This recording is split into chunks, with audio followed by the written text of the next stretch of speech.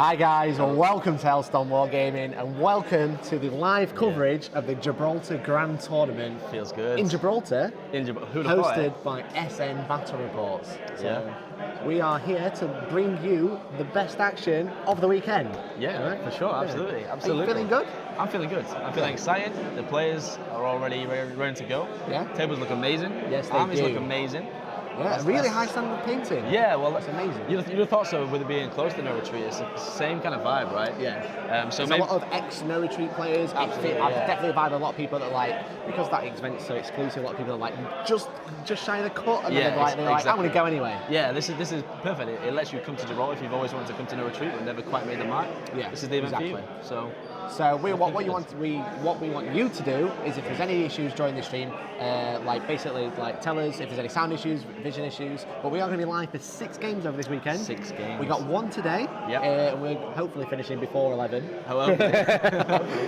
Our time, because it is 8 p.m. our time. Yeah, that's right. Currently, we're obviously 1 hour ahead of you. Yeah, well, most viewers anyway. Oh yeah, sorry, that's right. We've got the Europeans. 1 hour ahead of you, UK viewers. Yeah, we've got Zydlick in the chat, I know that much. We've got Ollie, hi dude, and we've got Anori and Blood Ravens. How's it going?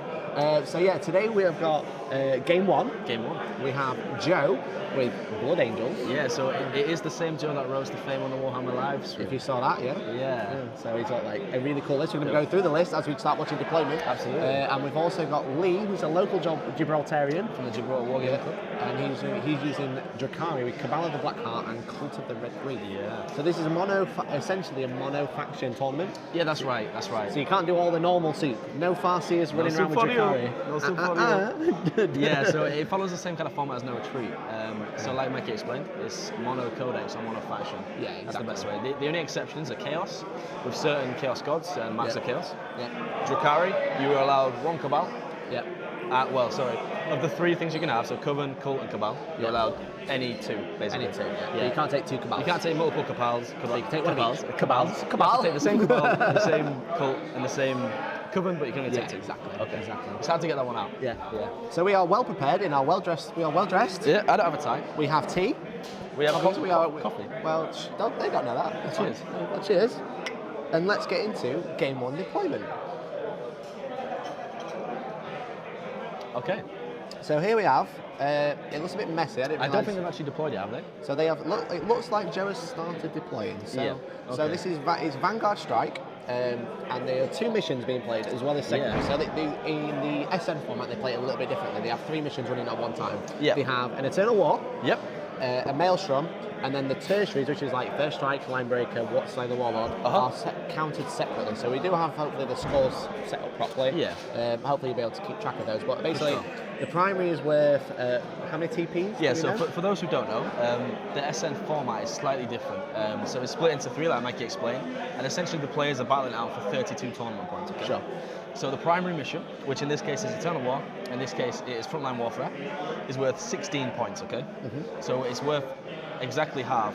It's worth exactly half of the mission, okay? Okay, so Frontline Warfare, 50% of the game. Yeah, so if you major win that, so if you have 4 or more victory points more than your opponent in Frontline Warfare, you score 16 points and your opponent scores 0. Yeah. If you have a minor victory, you score 12 and your opponent scores 4. If you both draw, you get 8 points each. Okay, so that's the primary side. Yeah. Whilst we're playing the primary, we have the secondary. So the secondary is a Maelstrom of War mission. In this case, it is Disruptor Signals.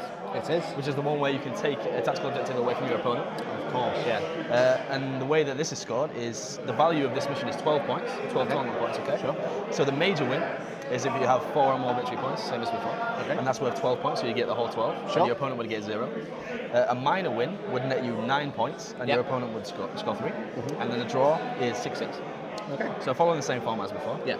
And then the tertiary, so you're playing 3 missions at a time, basically. Yeah. It's a triple threat almost. Oh, yeah. The tertiary is 3 times the concentration zone. Yeah, exactly. There's a lot of layers to these SN battle reports games, basically. It's mainly 2 missions. Basically. But then you've got tertiary just to break ties. Yeah, right? So it doesn't fall into a single one. It's just on the end. Yeah, it's just on the end. So it's cool. We still like him. He's just over there. So winning tertiary will net you 4 tournament points. It's made up of Slay the Warlord, Linebreaker, and First Strike. Yep. First Strike. So obviously both players can score that. Yeah, exactly. Okay. And Cool. if you have more tertiary points than your opponent, you get 4 tournament points. Yep. If you draw, you get 2 each, and obviously if you lost, you get 0. Amazing, amazing. So you're playing for 32 points, basically, Yeah. guys. Okay. So basically, I said the deployment is Vanguard Strike. Yeah, that's right. The Maelstrom objectives are actually pre-placed. Yes, that's right. So yeah. they are equally spaced out along the board, which is very handy because we can easily see them on the stream. They're right? pre-placed, yeah. So there's no ifs or buts. It's very, very simple. All the tailors are the same in that regard. Yeah, so every Maelstrom mission, all the Maelstrom objectives will be in the same place. Yeah. But in this one, there are 4 primary objectives, and the players place those, right? So Yeah. frontline warfare, you basically have 4 objectives. You have 1 in your deployment zone, Uh-huh. 1 in your opponent's deployment zone, and 2 across the middle, right? The middle line, actually, yeah. the middle line. So they have to be 12 away from enemy deployment zones Yeah. and across the middle line. Yeah. So, And I believe in this one, the objectives are scored at the end of the game. I think it's the end of the turn.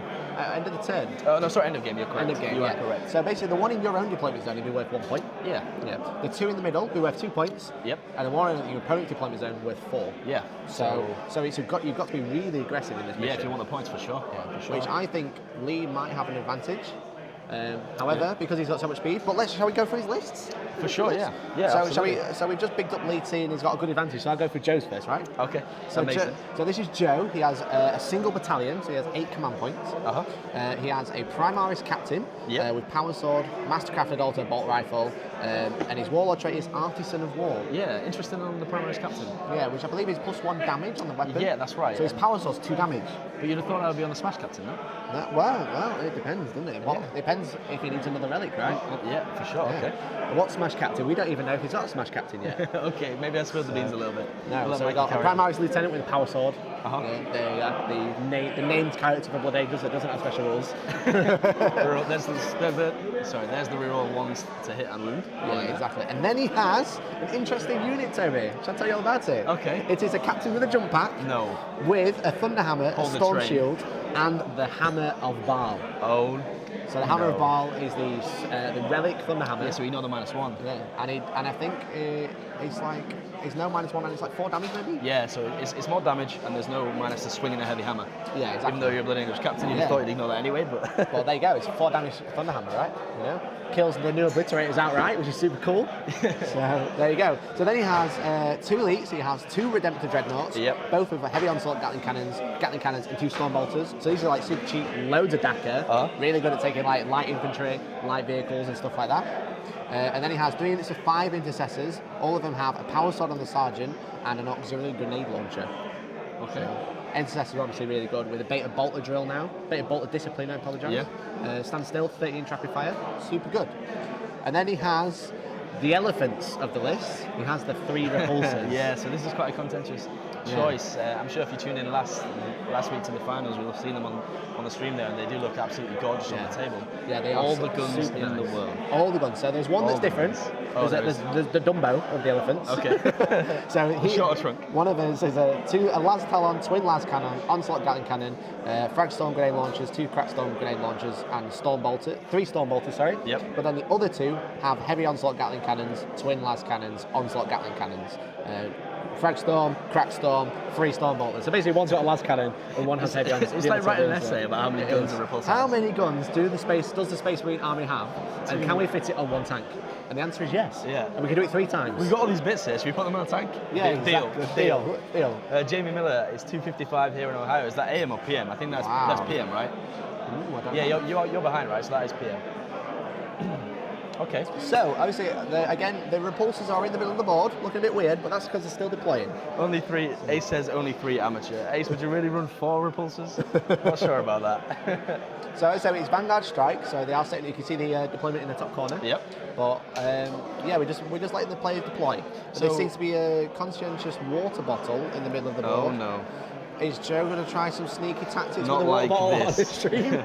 Game 1? We'll quickly divert away from that and talk about the Drukhari list. Yeah, let's do it. So we've seen the Blood Angels, visited the Blood Angels. So now we have Lee Dignam and his Drukhari. Sure.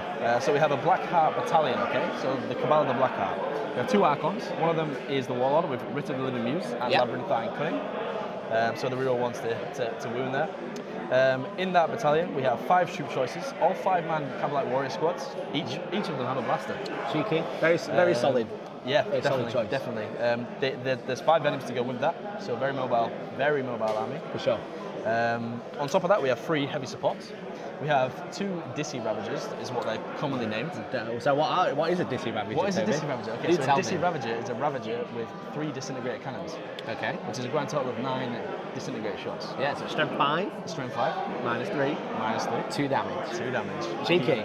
So they do add up, especially if you have multiple of them. So that's 18 strength 5 -3, sorry, 2 damage shots. It is, it's lots.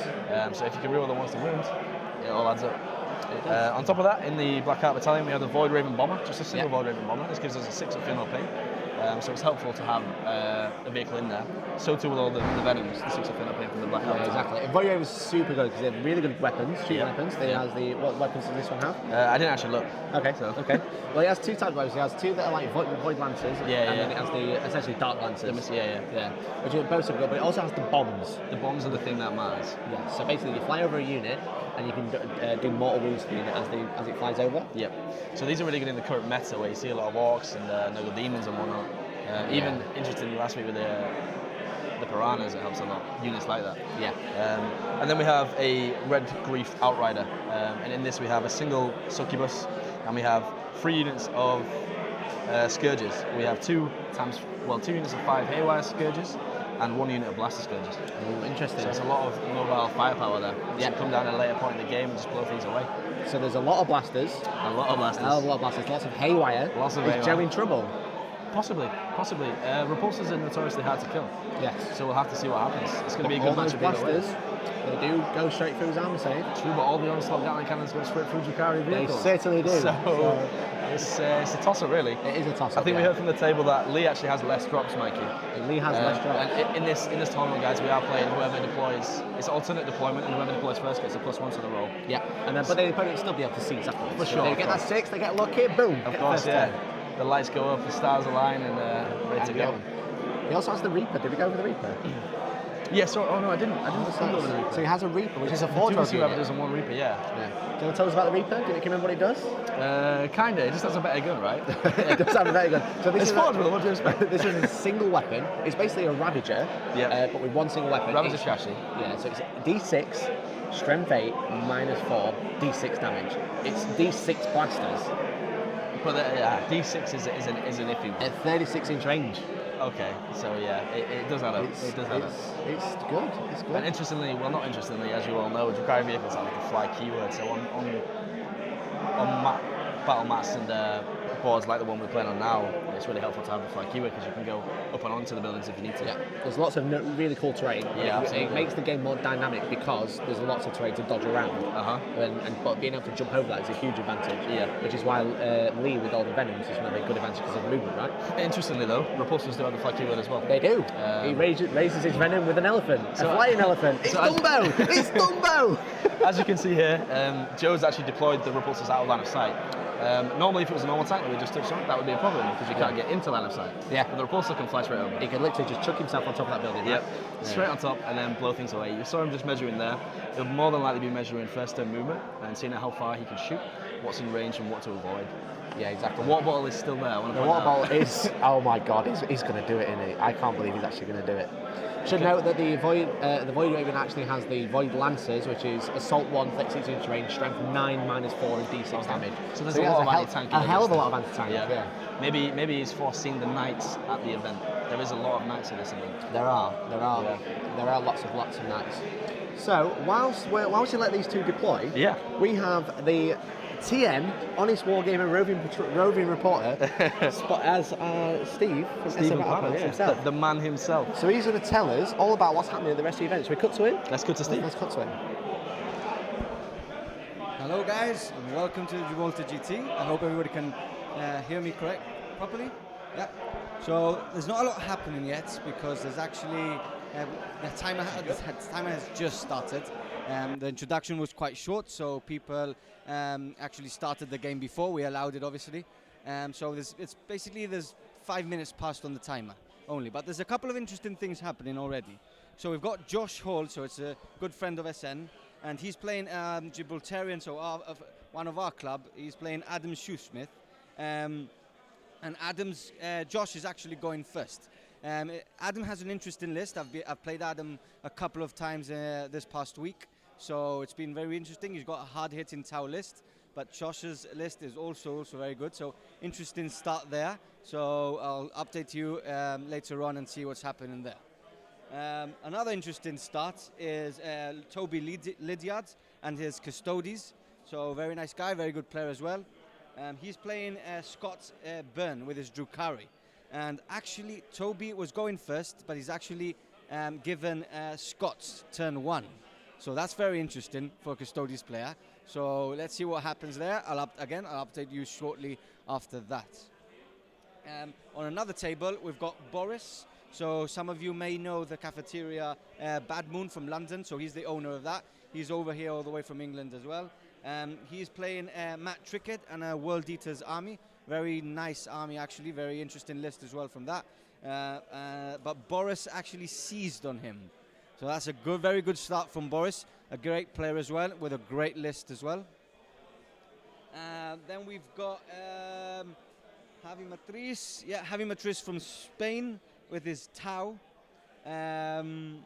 He is playing versus Mike, who also has Tau. So it's a Tau off. There's a lot of line of sight blocking terrain, so it's a very interesting game there as well, as both players have to move a lot to get line of sight on there. So it's a very interesting game there with a Tau off, which is quite interesting. Tau at the moment are a very strong single codex, so it's an interesting game, and I'll update you on that shortly after as well. Next up, we move to a Gib off, so we've got two Gibraltarians facing each other. We actually talked about this a couple of weeks ago, and for those of you who have used the BCP app, the Best Coast Pairings app, there's a way so you don't match someone you know on the first round. So if you put the same club as your friends or your club, there is no way you can actually play them on the first round. But they decided not to do that. Dan went for the Chaos Council, and as a member of the Chaos Council, and Adam is playing as part of the Gibraltar Warhammer Club. So they're actually playing off, and they actually played a couple of weeks ago with Adam winning that game. So it's interesting to see what's going to happen there. Dan's playing his word bearers. Sadly enough, he's not using any of the new rules, as that's coming out tomorrow, so it's not official yet till tomorrow, and the event actually starts today. So we'll see what happens there. So yeah, a lot of Tau at the moment.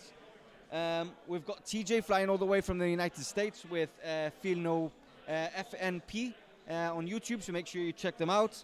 He's playing David Methen and his Thousand Sons. David is actually going first. TJ has a Dark Angel, very interesting Dark Angels list, and he's also playing Tau. So again, a lot of Tau on the tables, and we'll update you shortly after with what that goes. And then we've got Tom Spear playing as well. So I played Tom at Heat 4 and got totally smashed with my Nids.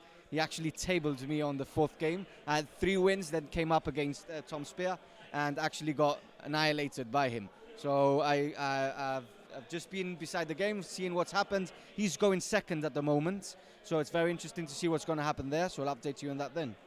And that's about all I've got at the moment. It's very interesting. There's a lot of different people from different countries. We've got people from United States, people from UK, and then we've got people that don't actually speak. English isn't the first language for them. So we've got people from France, a lot of players from Spain, Portugal. There's a guy from Russia as well. So it's very interesting to actually see them play the game with no any language barrier. They're all going really, really well. So guys, Toby, Mike, that's all I've got for you for now. I'll take another sneak peek, see what's happening, and I'll get back to you soon.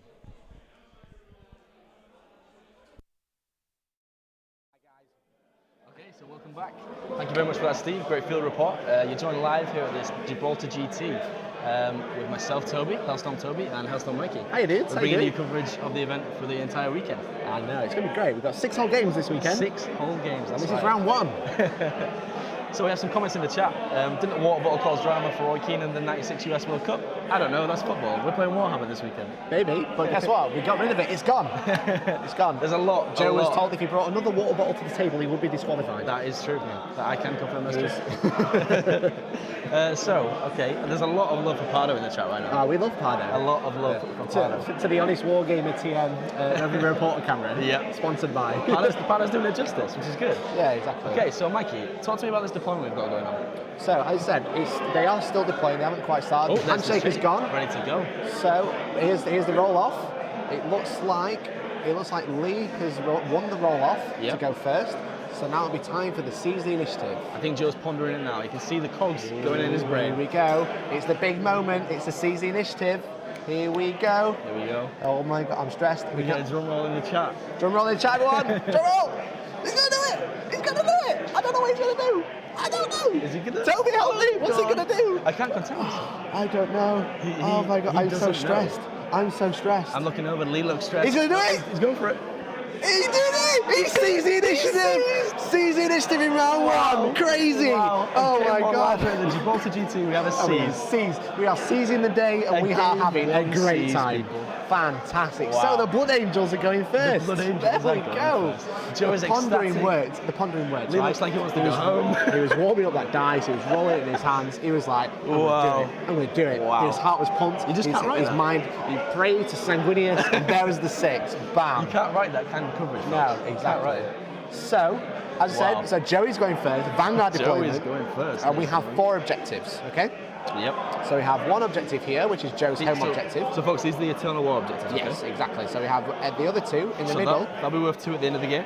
Yep. And then we one's have worth the 2. 4th one, somewhere in Lee's deployment zone. I can't actually see it on camera. So I wonder where the objective in the deployment zone for Lee is. I imagine it'll be somewhere near that void raven, or even behind the. Do we know? Do we know, Toby? So we listed it in to our, Listed live to our from Shaggy. secret intel. So, Shaggy, we have please will you Tom Cruise, repeat that? Mission Impossible, and get where? Do you know where it is? It's behind the guys opposite Joe's objective. Okay, so it's I'll up, is it there? No, Next it must be the guys in the middle, because it has to be in your own deployment zone, right? Yeah, exactly. So it must be these guys. It must be there, right? It's on there. the 2 Venoms. It's there. It's on the there. 2 Venoms It's in the there. middle, yeah? We know what we're doing. Yeah. We know what's happening. So they are the 4 Eternal War missions, which are for the primary mission, right? Yeah. So the primary mission, if you win the primary mission, you Yep. get half the tournament points available. 16 tournament points, that's right. Yeah, out of Only if you 32. major win. So Major actually win. now they've added a major and You need minor a wins. super sick win. Yeah. You can't just have a so not okay win. A fat win with a P. Fat win. A big W, as we call it. Not a big L, big W. A big dubs. Yeah, exactly.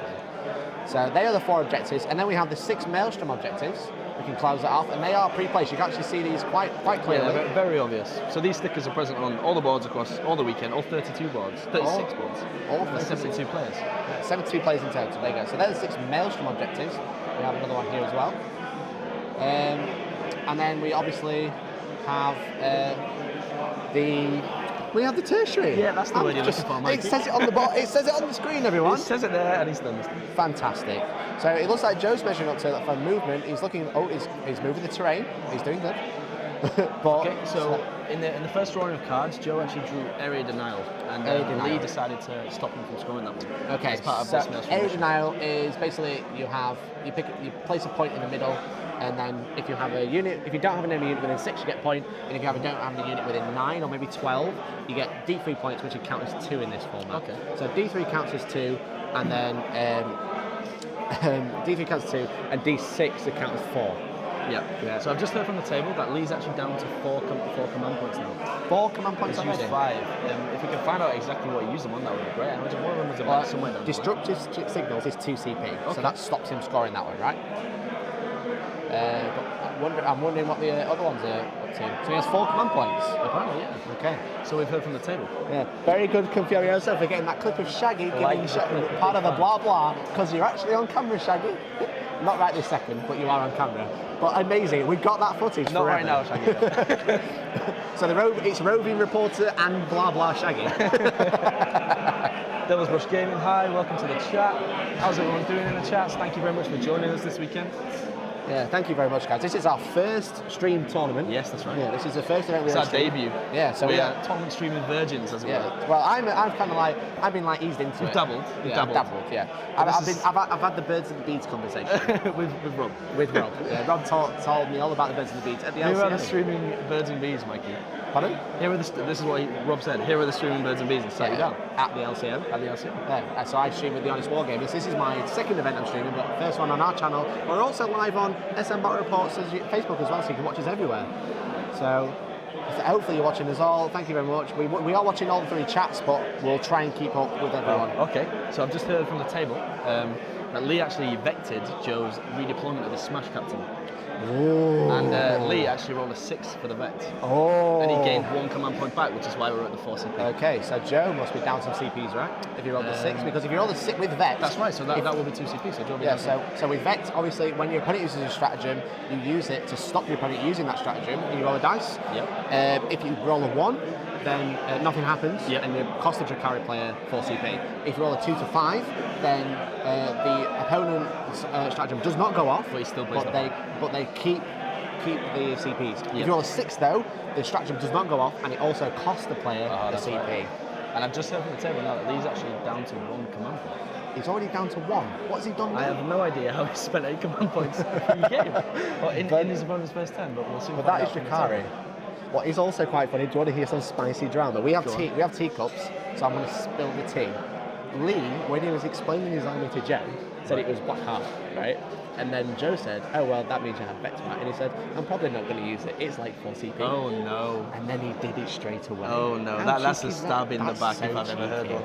Oh, he's a very cheeky boy. Oh, that no. Lee. Yes, Confurious, that's right. Oh, wait, no. Lightning Fast Reactions and Rage, that's probably a very good shot. Although But we are it is already still in the the movement movement phase. So we'll find out where they will come from. But he's only down to 1. So what's he going to do for the rest of the game? Who knows? I don't know. So Joe's actually just disembarked his captain and lieutenant out of the repulsor to presumably give rerolls to both of those redemptive weapons. Yeah, so it looks like they've popped out just behind this building. That's right, and just if he's there. deployed that perfectly, he will be rolling everything for everyone there, which will be Rerolling hits and wounds yeah, of 1. that's right. Obviously, the repulsors have power of the machine spirit, so they don't suffer any minus They moving, can shoot. but the redemptors do. Yes. They do suffer minus moving, they do. and they have a lot of heavy weapons. A lot of guns. Yeah. So yeah, just quickly go over the list. As Jamie Miller on YouTube has put it in, thank you very much, dude. Yeah, he has thank you, a Jamie. Primaris Captain, Primaris Lieutenant, and a Smash Captain, which is actually a Primaris model, but which looks really cool. It looks cool. It It looks cool. I think it's cool. It basically the same, just doesn't have as many moves as it should have, right? It's just fatter. And a big jump pack. He's swole, guys, Yeah, alright? swole Captain. Swole Captain. So then he has 2 Redemptors with all the cannons. He has 3 units of 5 Intercessors with also grenade launchers and power swords and the sergeants. Then he has 3 Repulsors. One of them has last cannon, with the rest are onslaught Gatling cannons. So if I could just interject, Mikey, we have Journey into 40K saying he thinks the Blood Angels would take this one. So where would you put your money if you were a betting man, Mikey, right now? Okay, so if Lee would have gone first, which he rightfully should have, but that was stolen from Cheeky, him. very cheeky, I'll be honest. Yeah. So I reckon he would have won. Okay, that's a big shout. Yeah, because he has so much firepower And mobility to boot. Yeah, so he wouldn't have to use Vect quite early because Joe wouldn't have used the jump up because he wanted to first turn charge. Exactly, yes. We'd have had a better use of that strategy later in the game. Exactly, so he'd have had that in his pocket. But now he would have had a Reaper, all the blasters, the Void Raven coming over, shoot it, and then turn 2 drop just after Joe's had 1 shooting phase to like bring down the Scourgers and finish off, right? But now that Joe's going to go first, with all his repulsors being able to just fully fire out, full firepower for 2 rounds. And as you can see there, both of those Ravagers are actually deployed very aggressively. Yeah, they are which just is here. not going to be good for him now. So they are If he only go- toughness 6. If he goes first, he shoots. If he doesn't go first, he gets shot. That's how it works. Yeah, exactly. So they're only toughness 6. I think they have an in-run, but they also ignore damage on the 6, right? Yes, that's right. Because they are Black Heart. Black Heart. So absolutely. Because so when you Black Heart, all your vehicles get inured from suffering, which is the first on the table of the Power from Pain. And unsurprisingly, a 5 up in Bull and a 6 up in the Pain go a long way. They do, yeah. So they're really survivable. People scoff at them, but they're good. They're good. And if you had like 3 repulsors that were like hitting on 5s and 6s, then he'd be fine. But now he's got 3 repulsors hitting on 3s. So with rerolls. I imagine we lost some command points for the Drukhari player for prepared positions as well, Mickey. Okay. So that's why he's only got the 1 CP. There is only got 1 CP. Okay, cool.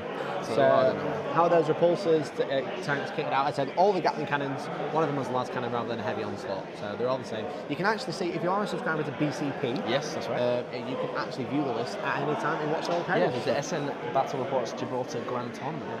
So I think it's just called Gibraltar Grand Tournament on the Ignore me, BCP. I'm wrong. Well, you were right, but wrong. I'm just at trying to help the the same people, time. Mikey, you know. You are helping the people. I'm helping the people. But you're helping the people badly.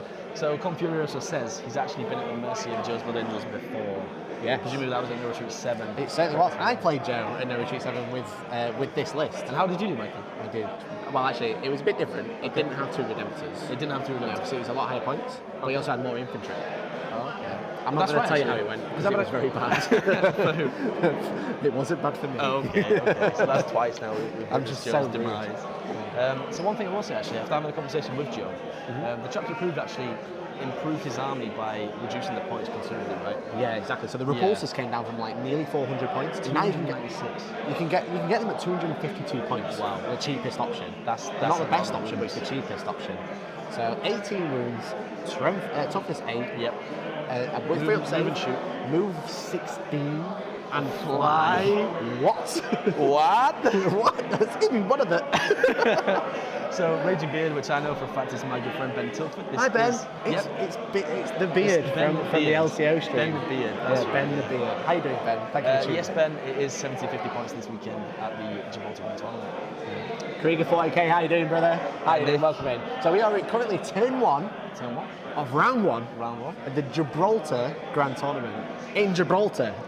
Did you know? Ladies and gentlemen, if you're going to get bored of us saying Gibraltar, I don't know what you can do because we're going to say it. We are live from Saturday. It's Friday night. I apologise. It's locally referred to as Gib.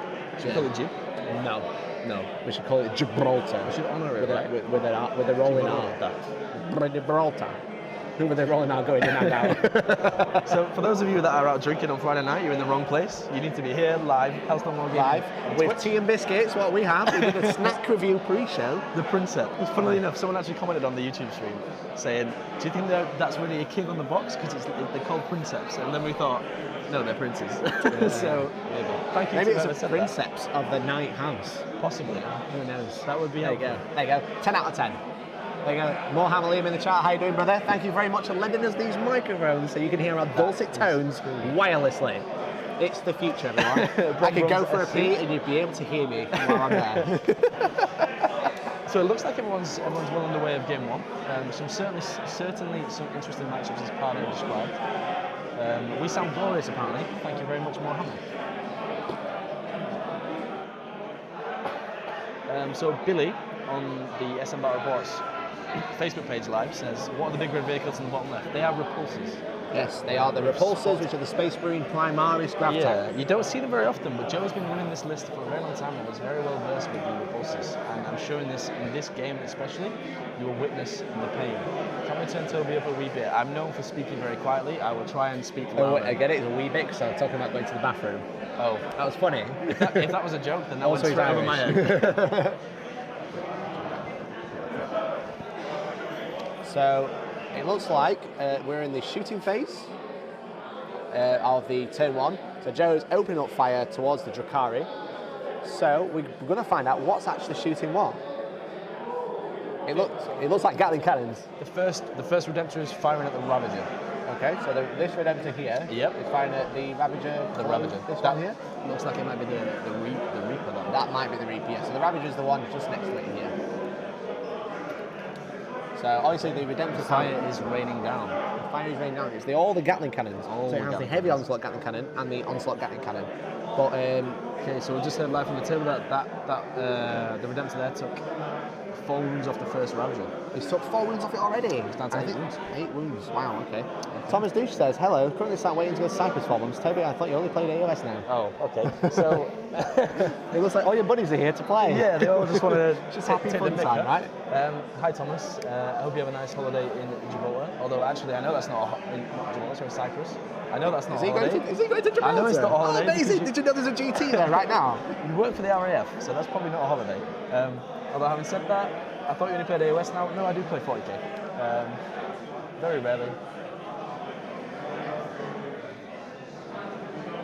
Wow. Okay. So Joe actually fired. What's going to happen? Joe fired 4 last cannon shots at that as well, and he failed to wound with 3 of those 4 last cannon shots. Oh my God! So 1d6 damage. Yeah.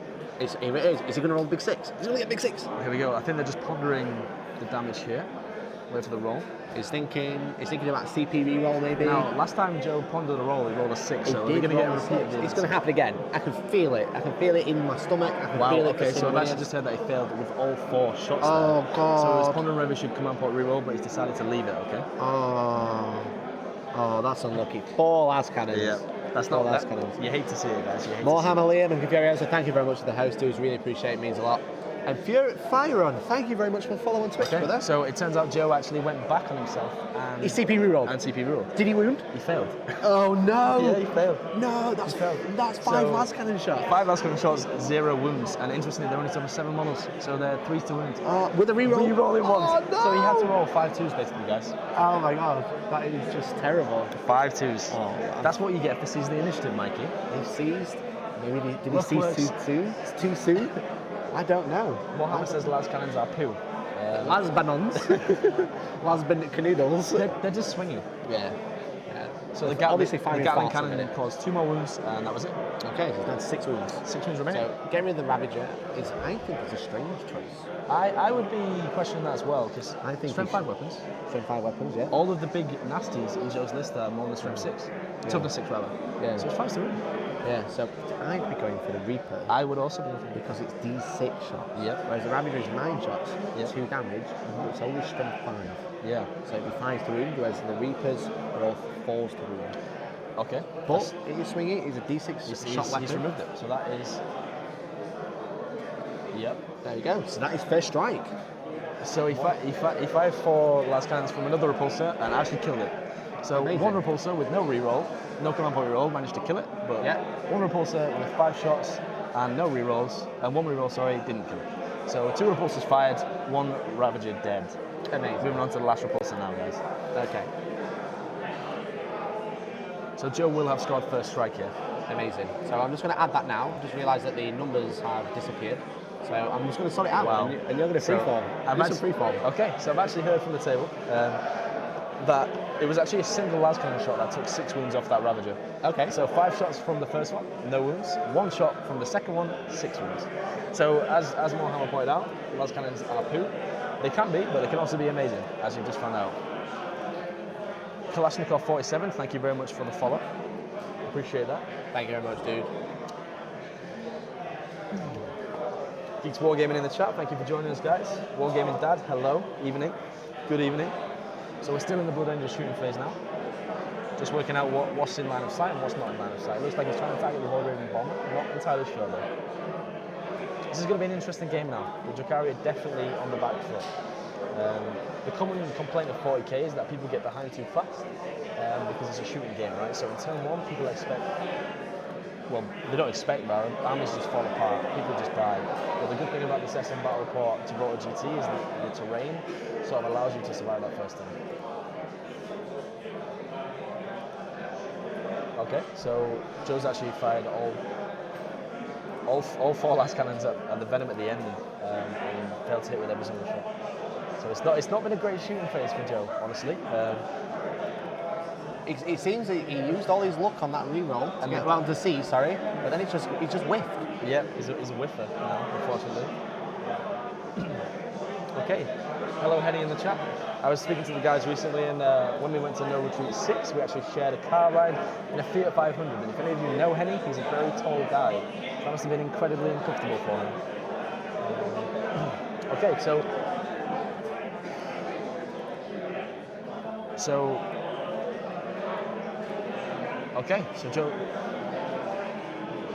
Joe has actually decided to end the shooting phase there. He's spent his guns. We killed 1 Venom and 1 Ravager, guys. It's not too bad. It could have been better. It could be better. Obviously, it could have been worse. But guess what, Toby? Now we've got the scores on screen because I didn't forget to do it. There we go. So his first strike currently for Joe. Yep. Which is good. Obviously, he couldn't score that card during the start, which was Eddie Mile, because Lee was rude and he said, get vexed. Yep. He has scored 1 Maelstrom point for secure objective 2. Okay. So he'll have a secondary point as well, guys. And this is what we were saying about before about the layers. So it is very difficult to keep track of all 3 missions at the same time. You have to be very well versed to do that. And we'll see how it pans out, but it looks like Joe has had a reasonably good first turn, Mikey. What do you think? If Lee can retaliate with that first turn, with his first turn, because he didn't lose too much. No, he didn't. He lost the Ravager. And a Venom. What's that going to do much anyway? Yeah. The Venom, obviously, getting rid of speed is good. Yeah. He only got rid of 1.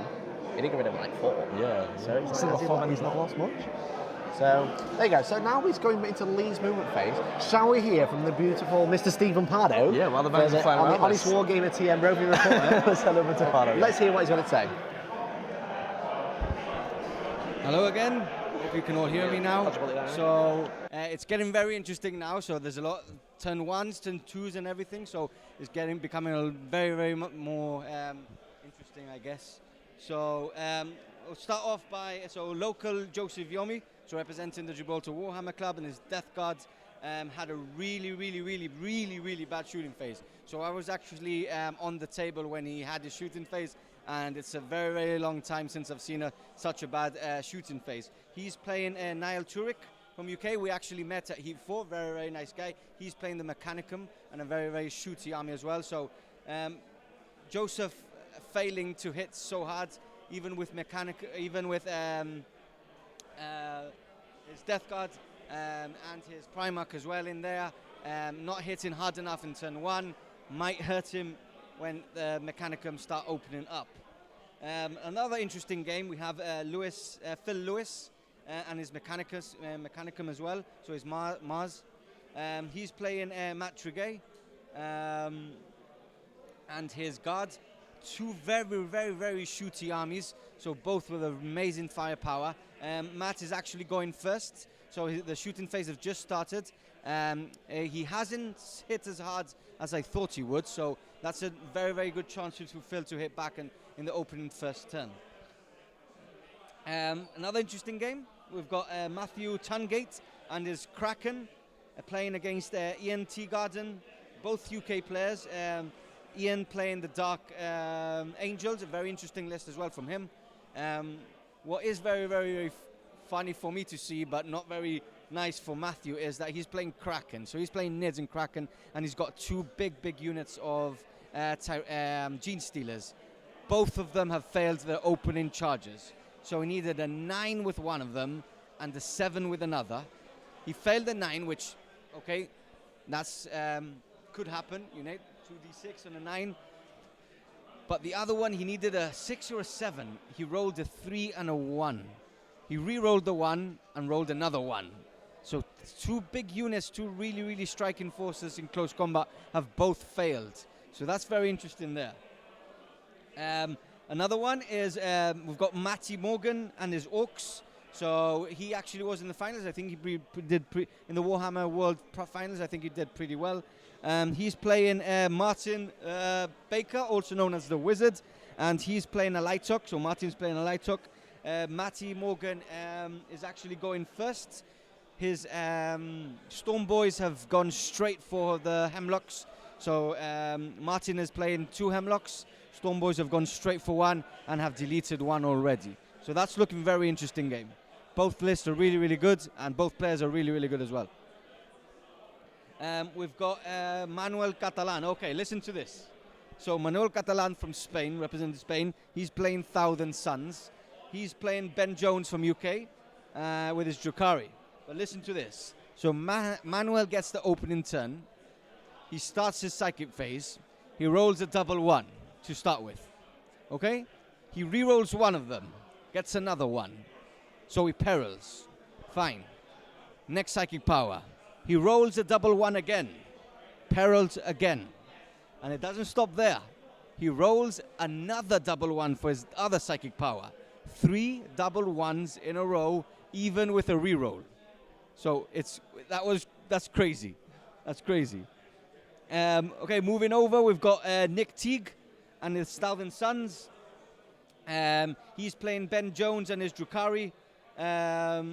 Nick Teague and his Thousand Suns. He's actually weathered the storm against Rubens from Spain, Space Wolf. Really shooty army there.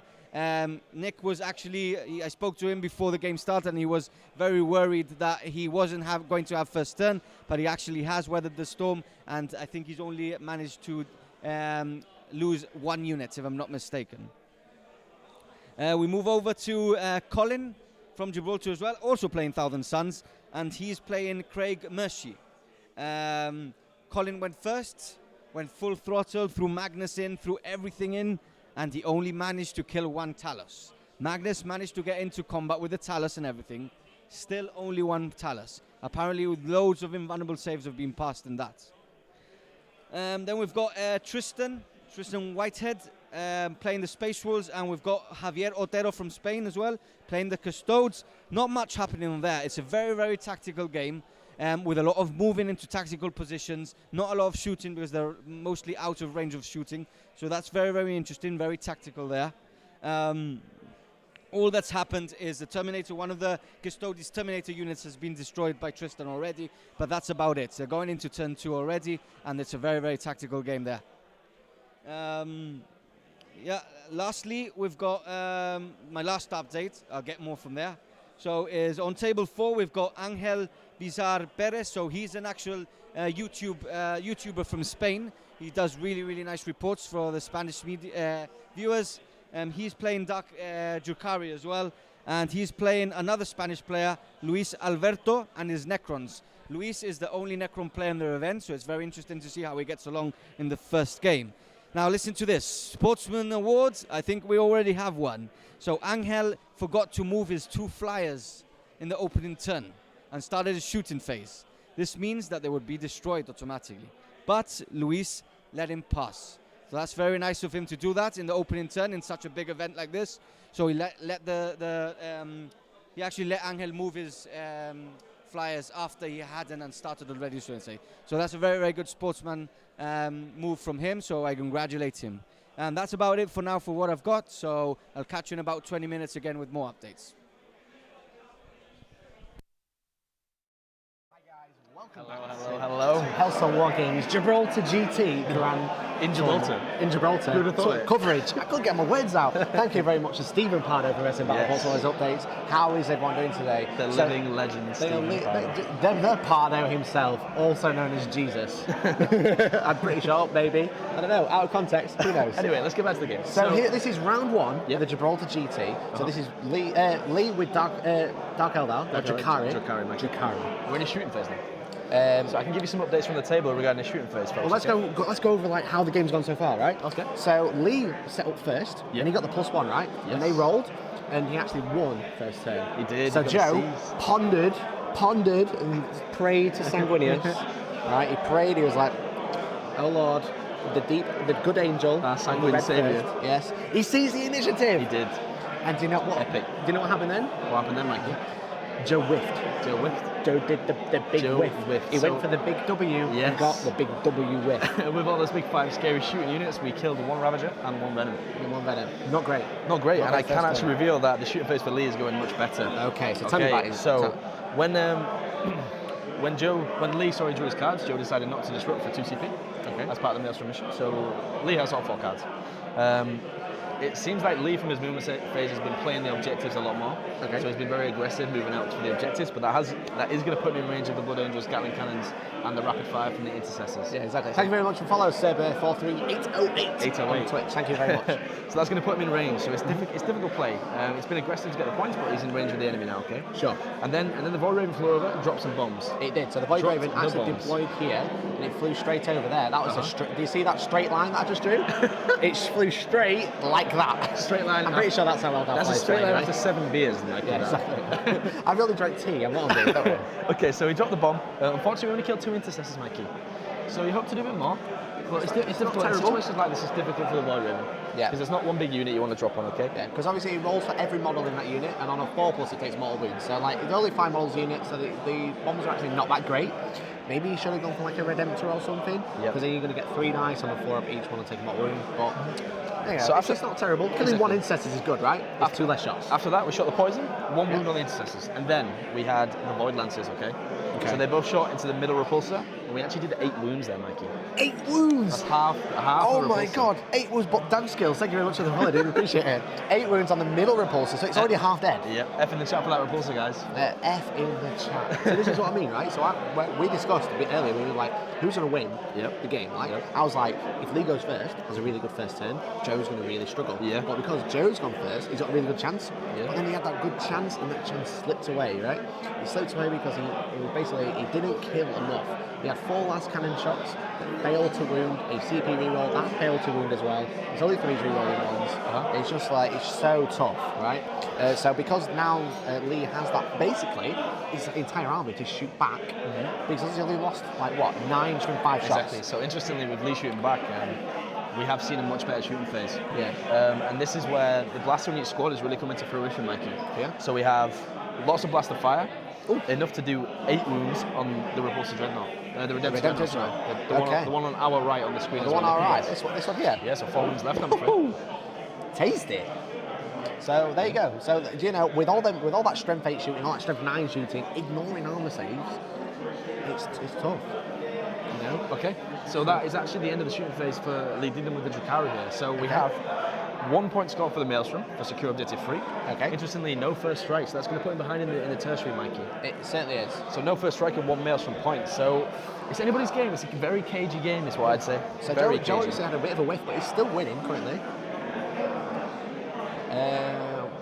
We will work on the ambience. Basically, we could have cut it out completely, but it sounded a bit weird. But we'll work on that later. We can't do that right now. But game 2 tomorrow morning will be fresh daisies and less ambience noise. So Joe is just drawing his cards for turn 2 now, folks. And I think this could be very bad for the Drukhari player. The Onslaught Gatling Cannons want to be in range. They want to blast you. And he's there now, folks. So He doesn't have to move. Exactly. Katsuma, thank you very much for the follow. Thank you, dude. Really appreciate it. So it sounds like Joe scored some good cards from the table. He drew some very good cards, okay? And Lee doesn't have the command points to stop him from scoring them. He can't use the stratagem from disruptive signals, can't disrupt the signals, and stop him scoring these key Maelstrom points. So what we will probably see from this turn from Joe is a lot of Onslaught Gatling kind of fire and maybe some Maelstrom cards being scored. So dangerous territory for the Drukhari player. Dangerous territory. So basically with Joe now, he does need, if he whiffs this turn though, is that it? Is that game over? I don't know, because like Marley has pointed out in the chat, Millhouse Warhammer 40K, there are 15 Scourges in the sky ready to come down.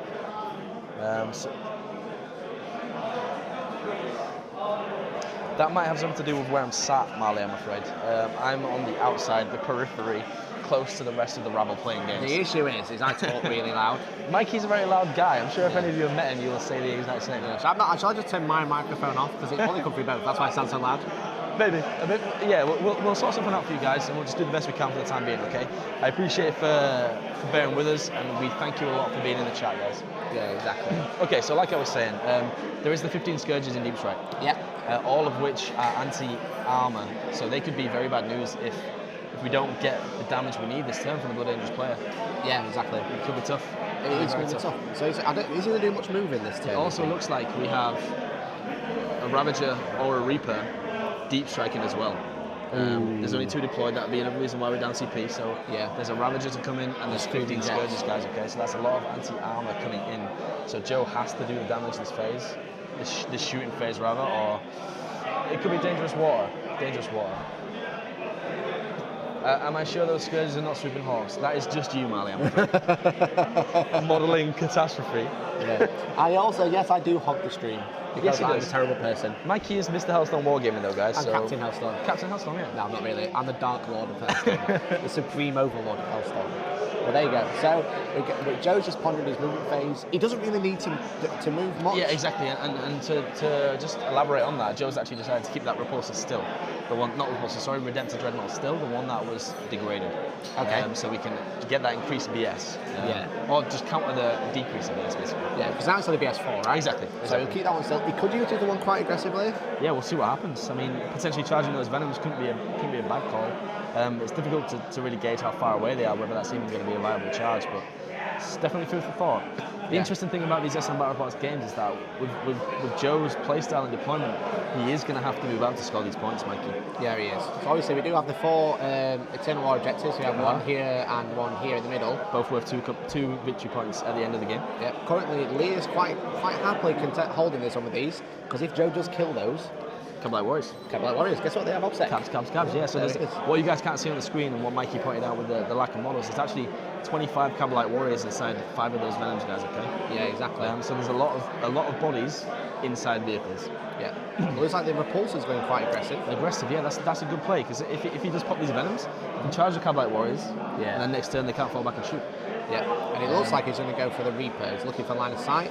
A nice view of Lee's face. Like he's a beautiful man. Any nostrils in there? Any bogies in the nostrils? I don't know.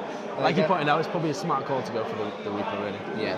That is going to do the most. I presume. I think what's happened there is Joe wasn't 100% sure what the Reaper did. So he went for the Ravager, which is a more common unit. True. And then the Reaper's gone in and gone, guess what I do? Guess what I do? I half kill a repulsor. I destroy vehicles. So now he's like, okay, I need to get rid of that repulsor. And another reason why Joe might have done that is because with the volume of Farseer Doom linked with Drukhari, you often see DC Ravagers, disintegrated cannon Ravagers, I apologise, outperforming their points cost because of Doom, okay? Yeah, exactly. So they're not supposed to have Doom in their codex. They don't have Doom in their codex for that reason. So the application of Doom means the strength 5 guns, of which you have 9 shots per vehicle, are re-rolling all failed wounds, guys, okay? That is massive. That is huge. The one downfall of disintegrators is that they're only strength 5. So you don't wound these vehicles very reliably. If you give them a re-roll, what do you get? Yeah, a lot of damage. A lot of damage. That's a lot of damage. Scout Sergeant Expletive. That's not very nice. Millhouse of Warhammer 40K.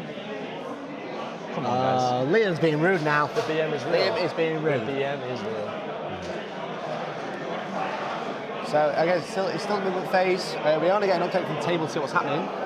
Are we getting an update from the table? No, we're still moving. I think Joe's trying to play it safe, playing it cagey, trying to make sure he makes the right decisions now, because this is the gambit, really. This is where the game will be made on the open.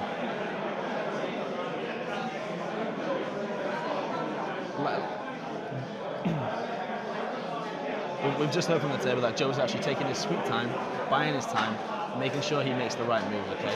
Like we pointed out a number of times, objectives are important here, and he's trying to work out what he can do to maximise his scoring capability, basically.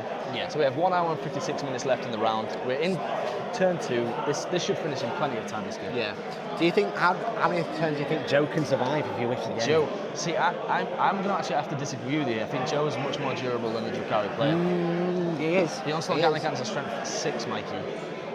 Strength 5. Strength 5. They're both strength 5. So Onslaught, heavy Onslaught Gatling Cannon is strength 5 minus 1 with 12 shots. Okay. The Onslaught Gatling Cannon, shorter range, less shots, 6 shots. So we'll be running the Venoms on 4s, actually. Yeah. So he does need to do with the Venoms, but all the Venoms are minus 1 to hit. He has to do with the Venoms. This is what you were talking about in terms of the saturation of threat from the Drukhari player. Every Venom has a weapon that he doesn't want to shoot him, but he has lots of vehicles that he doesn't want to shoot him. But also, if he doesn't kill the Venoms, like Lee has so much movement. And we haven't talked about the Void Raven Bomber. And the Void Raven Bomber, the Void Lancers. The Void Lancers is strength 9. We did 8 damage last turn. If he ignores that, that's another 8 damage. That's half a repulsor again. See, because the Void Raven has 2 strength 9 weapons, right? So all the blasters are strength 8, but that's strength 9. So that's winning everything on 3s. Yep. Oh, Marv, 169 now. You absolute legend. It's been such a long time, Marv. How are you doing? There you go with the Twitch sub through Twitch Prime. Thank you very much, dude. Big fan, big fan. Loving the chat from Millhouse Warhammer 40K. Everyone's having a good time. Are you having a good time, mate? I'm having a great time. And thank you to Urian too for the follow, dude. I really appreciate it. I hope everyone else is enjoying this coverage of the live stream. If you've got any suggestions, then do tell us. We're trying our best to try and fix everything live. But as well as being the host with my beautiful good man Toby, I'm also the sound guy. So I'm trying to do it all on the fly. I'm trying to be quick. So we're doing his best. So Toby, you just have to talk louder. We're doing us best. We're doing his best. Classic Yorkshire from Mikey there. Katsuma with a subscription as well. You absolute legend. Thank you so much. Twitch Prime, everybody. It's free if you got Amazon Prime. Than't you very much for all the support and all the chats, guys. Well, thanks. So we have hype in the chat for Katsuma and Mars Facebook page. We have our own Twitch page and our own YouTube page. Yeah. So, Mike, have you seen the Twitch Prime rewards Nintendo Switch membership there? Oh my God, that's it. Everyone get Twitch Prime. Win them Nintendo Switches. No, we don't need a Nintendo Switch, Mikey. We do. You were talking about how weird Pokemon was today. You don't need a Nintendo Switch. No, it's not weird. It's great. Okay, man. It looks like Joe was actually saying, I choose you, Redemptor Dreadnoughts here. Okay. It's going to throw like a Pokeball because they move 8 inches. So they could get Redemptor Dreadnoughts move 8 inches? Full moves. Wow, yes, they have their Nikes on, Mikey. They may look like they have short, stumpy legs, but they just throw their big bodies and roll like a Pokeball. Rumour has it, Joe actually calls them Usain Bolt and Asafa Powell. Yeah. Olympian sprinters, Mikey. Yeah, exactly. There you go. They do not mess about. JC painting with his back to the screen but enjoying the commentary very much. We appreciate all your love and support in the chat, guys. Really appreciate it, man. Thank you. It helps keep the stream going. It helps keep us energized. We couldn't do it without you. Sounds easy, but it's true. Thank you very much. So it looks like we're going into the shooting phase now. Yep. So hopefully let's see what happens. Let's see what happens. You know, Joe has so many shots. So many shots, and everything is so lightly armored. So hopefully we'll be able to see some vehicles go bang, bang, bang. Are we going to see it? I don't know. Where is Elliot? Looks like Elliot's it's at firing home. the Gatling cannon. He's firing the Gatling cannon. Who at? Where's he going? Into the Ravager. Into the Ravager? So I can confirm he has the Reaper in deep threat, Mike. It's So the that's a Reaper in Ravager. deep threat. Okay. Which is why I didn't shoot the turn 1, which makes sense, okay? Okay, but Millhouse Warhammer 40K, Wow, thank you so wow, much for the wow. sub. To add to the Nintendo Switch fund. Thank you very much, man. That means so much. Okay, so He does still have the Ravager. So Joe's actually used Wisdom of the Ancients on his Redemptor, and his Redemptor Dreadnoughts there, giving the brutal ones to hit. Like. Yeah, so it's the Redemptor and everyone within 6. Yeah, So obviously it's a very good use of a strategy. Yeah, so he has the Captain here, providing reroll once, and he has the Redemptor here, providing reroll once as well. Supported fire beacons from the Redemptor Dreadnoughts. Yeah, exactly. So he will have gone down 1 TP as well. He certainly will have. Joe is now on 5 command points, people. Okay, so we're just peppering away at the... Wow. So it sounds like the Redemptor has actually done no wounds to that Ravager there, Michael. Has he really? No wounds. No wounds? No wounds. No wounds. It's a big That's old... the story of the day for Joe, unfortunately. He's got the big L. He's got the dice, lots of dice, but no damage. That's how it works shame. sometimes. I'm surprised because there's that many shots and they're only stuff for 6, right? So he's got 3 wounds right? with the second one. Here comes the saves. That's good. Here we go. How many wounds? So we had 2 wounds. And the thermal planes did not go through, so 3 damage taken there on that Ravager, Michael. Okay. So 3 wounds down on the Ravager. Still anybody's game. Having said tough. that, there is more stuff to come. There is. Those Scourges and with blasters and Haywire is really causing an issue. I wonder if the guys have the tickets to the gun show from the Redemptor, the Repulsors. Yeah. There we go. All the hype in the chat. Really appreciate So after it, those guys. 2 Redemptor Dreadnoughts, the Ravager there is down to 7 wounds, Michael. 7 wounds. Yep. Oh my god. Wow. Millhouse, Wow. there with a gifted tier subs to Confurioso, the K-Lols, the Annoying Blood Raiders, Ace Face, and Cyrus Twitch. Millhouse, thank you so much. So Marv says, who are Joe and Lee? So these guys are actually taking part in the Gibraltar Grand Tournament this weekend. Yeah. Joe is the Blood Angels player, Joe Moscardini, and we have Lee Dignam from Gibraltar Warhammer Club playing exactly. Drukhari. Yeah. So this is round 1. There's 6 rounds over this weekend. Absolutely. So we have 1 tonight, we have 3 tomorrow, Yep. and then we have 2 on Sunday. And the last game on Sunday will be the deciding game for who wins the event out of 72 players Spicy, yeah. in Gibraltar. And you guys obviously haven't seen this, but we've seen the trophy, and my word is it. Oh mate, whoever's winning that, you better You hope are you're not taking flying. that back. You are not taking that back. That is one whole suitcase for that. It's like the World Cup, but glass, guys. Yeah, exactly. So, you're unsubscribed as well with Twitch Prime. Thank you very much, guys. You are all absolute babes. You are powering the tea this weekend that we were going to spill for you from all the spicy news of this event, right? Hype's in the chat, guys. Hype's in the chat. So the Repulsor number 1 has decided to split his fire. Okay. I think these are the last kind of shots now, Mikey. Yeah. These are going into the Ravager. It looks like 2 wounds. We've got his 2 saves. wounds. Oh, he's past 1. He's past 1. Look, under Repulsor. I think he's. I know. It looks like he's past both. He's passed them Passed both. them both. Oh, He's passed them both. This is just weird. This is weird. This is so weird. I don't know what to say. I do not know what to say. Gibraltar, how's that going with hashtag Brexit, Mikey? Well, thank you, Theresa May. We've had it delayed, so we're going to be fine. We were kind of hoping to get trapped here because it is the grand tournament. Warhammer is true. There's no room for politics in toy soldiers. There you go. So we need to play Warhammer. The only politics is whether this Dark Eldar can survive the onslaught of the Blood Angels. I wonder what the the Drukhari political stance is. What party's in power on Comorra, Mikey? What do you think? whoever can ride their bikes the fastest. Yeah, the bike That is a from fact. Comorra. That's why they made that game about it. They literally made a game about it. There you go. They're not. This is definitely not an X-Wing game. So there you go. I don't know though. These Redemptors are pretty fast though. They give them a run for their money. There you go. Thank you very much, Marley, for all those subs. You're absolute legend. 5 gifted subs. Amazing.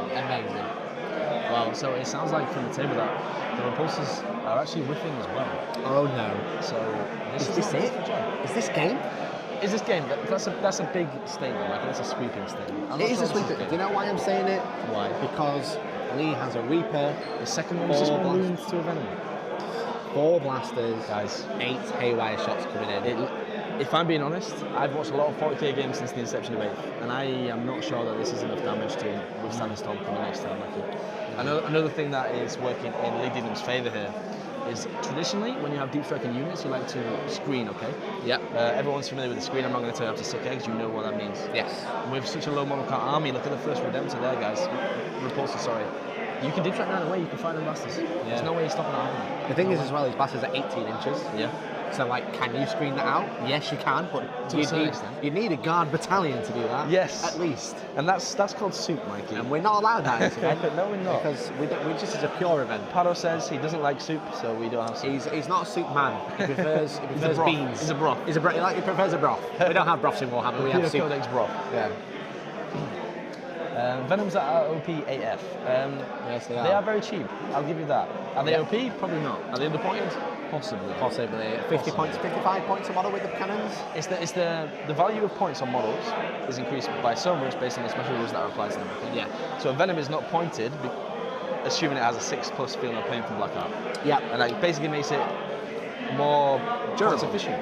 Yeah, absolutely. It makes it just overall just makes it better. The Blackheart really benefits all of the weight vehicles in this list. Okay, so Repulsor, fired again, bang, bang, bang.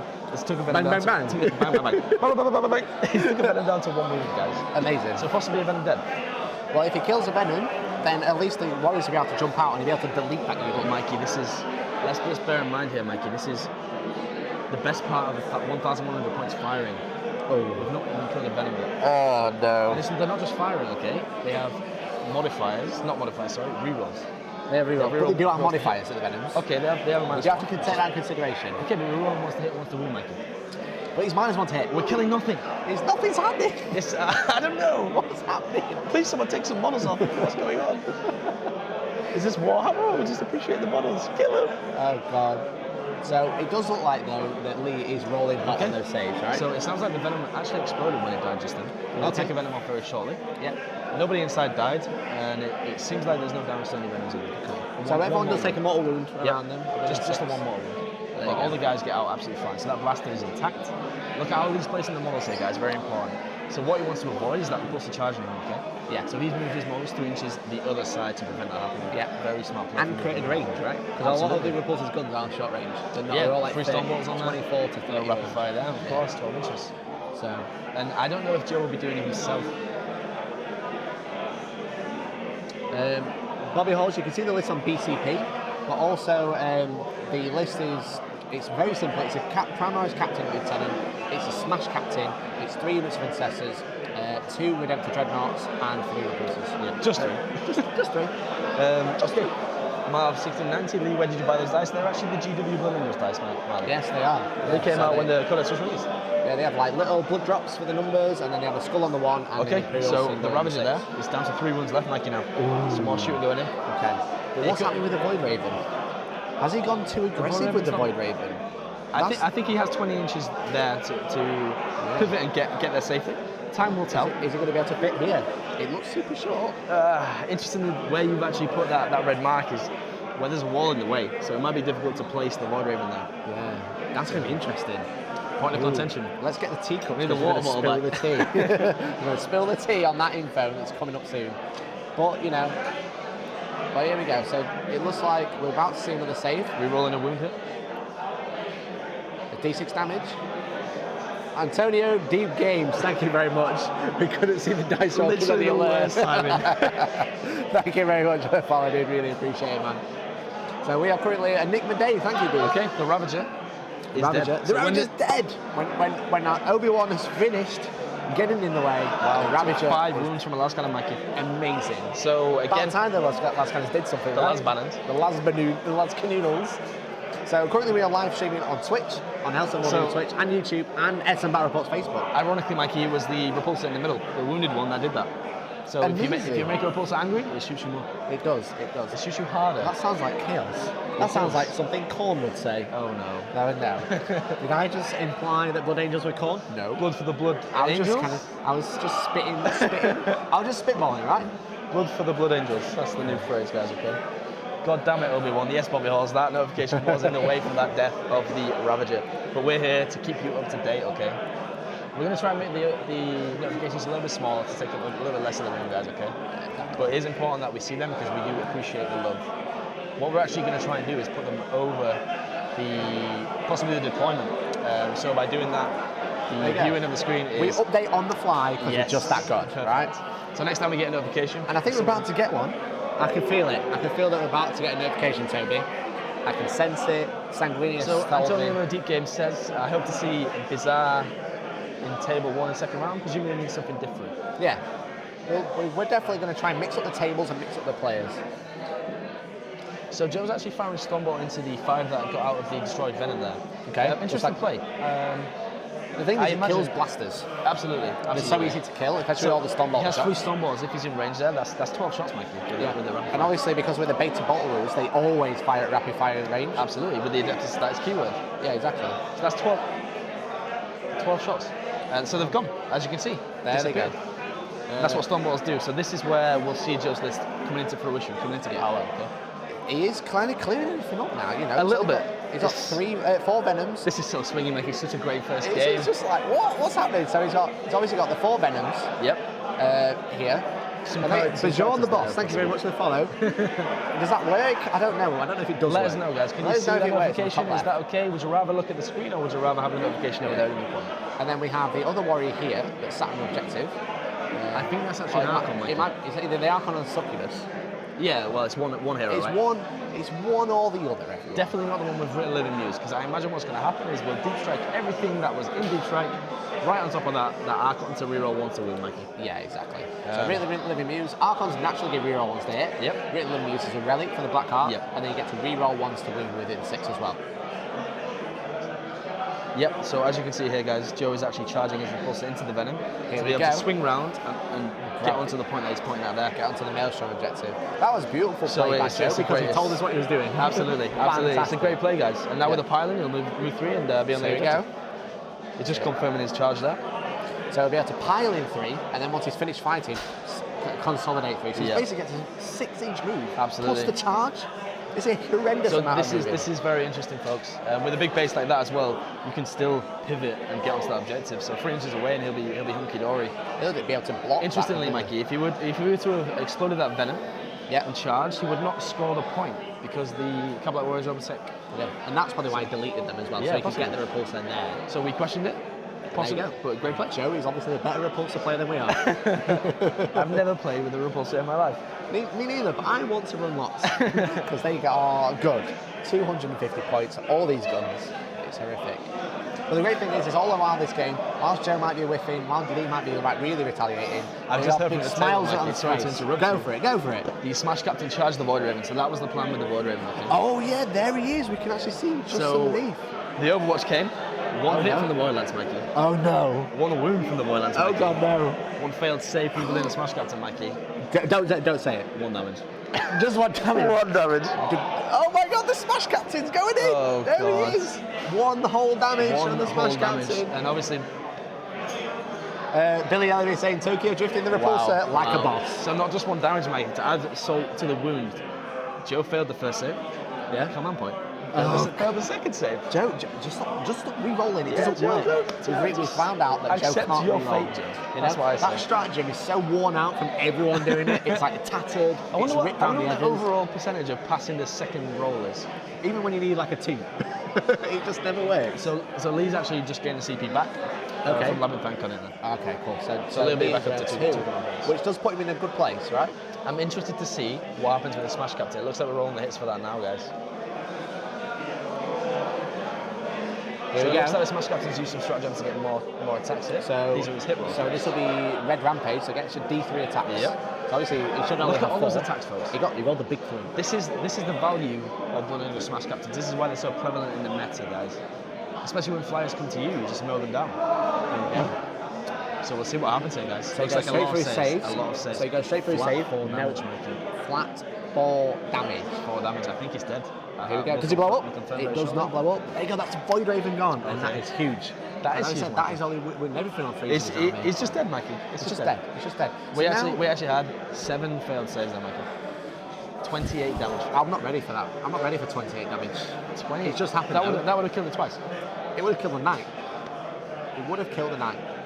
It's just horrific. Wow. Absolutely horrific. Wow. So there you go. Rough stuff, guys. So there you go. This looks like the repulsor is attacking. The Tokyo Drift repulsor, Billy. That is great. Is he gonna? He takes a save, fails his invuln, takes a wound. Or maybe something else is in combat.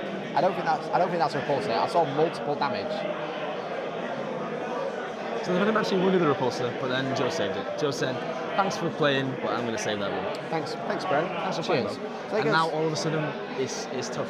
It's tough for this Drukhari player now. So Lee didn't have the question of dealing with the Void Raven actually not being able to move because he just got rid of it. But now we're going into Lee's turn. We're just measuring up some of the distance for obviously that area denial that we had in turn 1. That he couldn't score because Lee used the 2 command points. Well, it looks like he scored So it. we're going to see how many points we're scoring here from the Maelstrom. And this could get ugly fast for the Drukhari player. Here we go. So, secondary points. Joe looks like he got a big win on that one. So, what did he get? Who knows? We're about to Okay, find so out. he scored area denial Yeah. and big game hunter Mackie. Okay, so that's 2 points. 2 more Maelstrom points. Did he not kill 3 vehicles? And secure objective 1. Ah, okay, so he gets From the Repulsor, so the drive-by Tokyo Drift Repulsor. Tokyo Drift, being a boy. There you go, Fast so that's and 4-1 furious. for secondary and tertiary. And then 0-1-0-4 lead going into turn 2. Leading them to turn 2. And then we're going to have to tell Shaggy off to not knock the camera because everyone will get seasick. Okay, so now, if you guys watching on the streams, again, thank you very much for tuning into the Gibraltar GT coverage with us, Hellstorm Wargaming. Also, Hellstorm Wargaming live on Twitch, on YouTube, and Facebook for SN Battle Reports Facebook in Gibraltar. In Gibraltar. Who would have thunked it, hey? Who would have thought So that? now, guys, in this movement phase, you're going to see these scourges coming in. And we talked about this briefly. This could be a pain train. This really could be a pain train.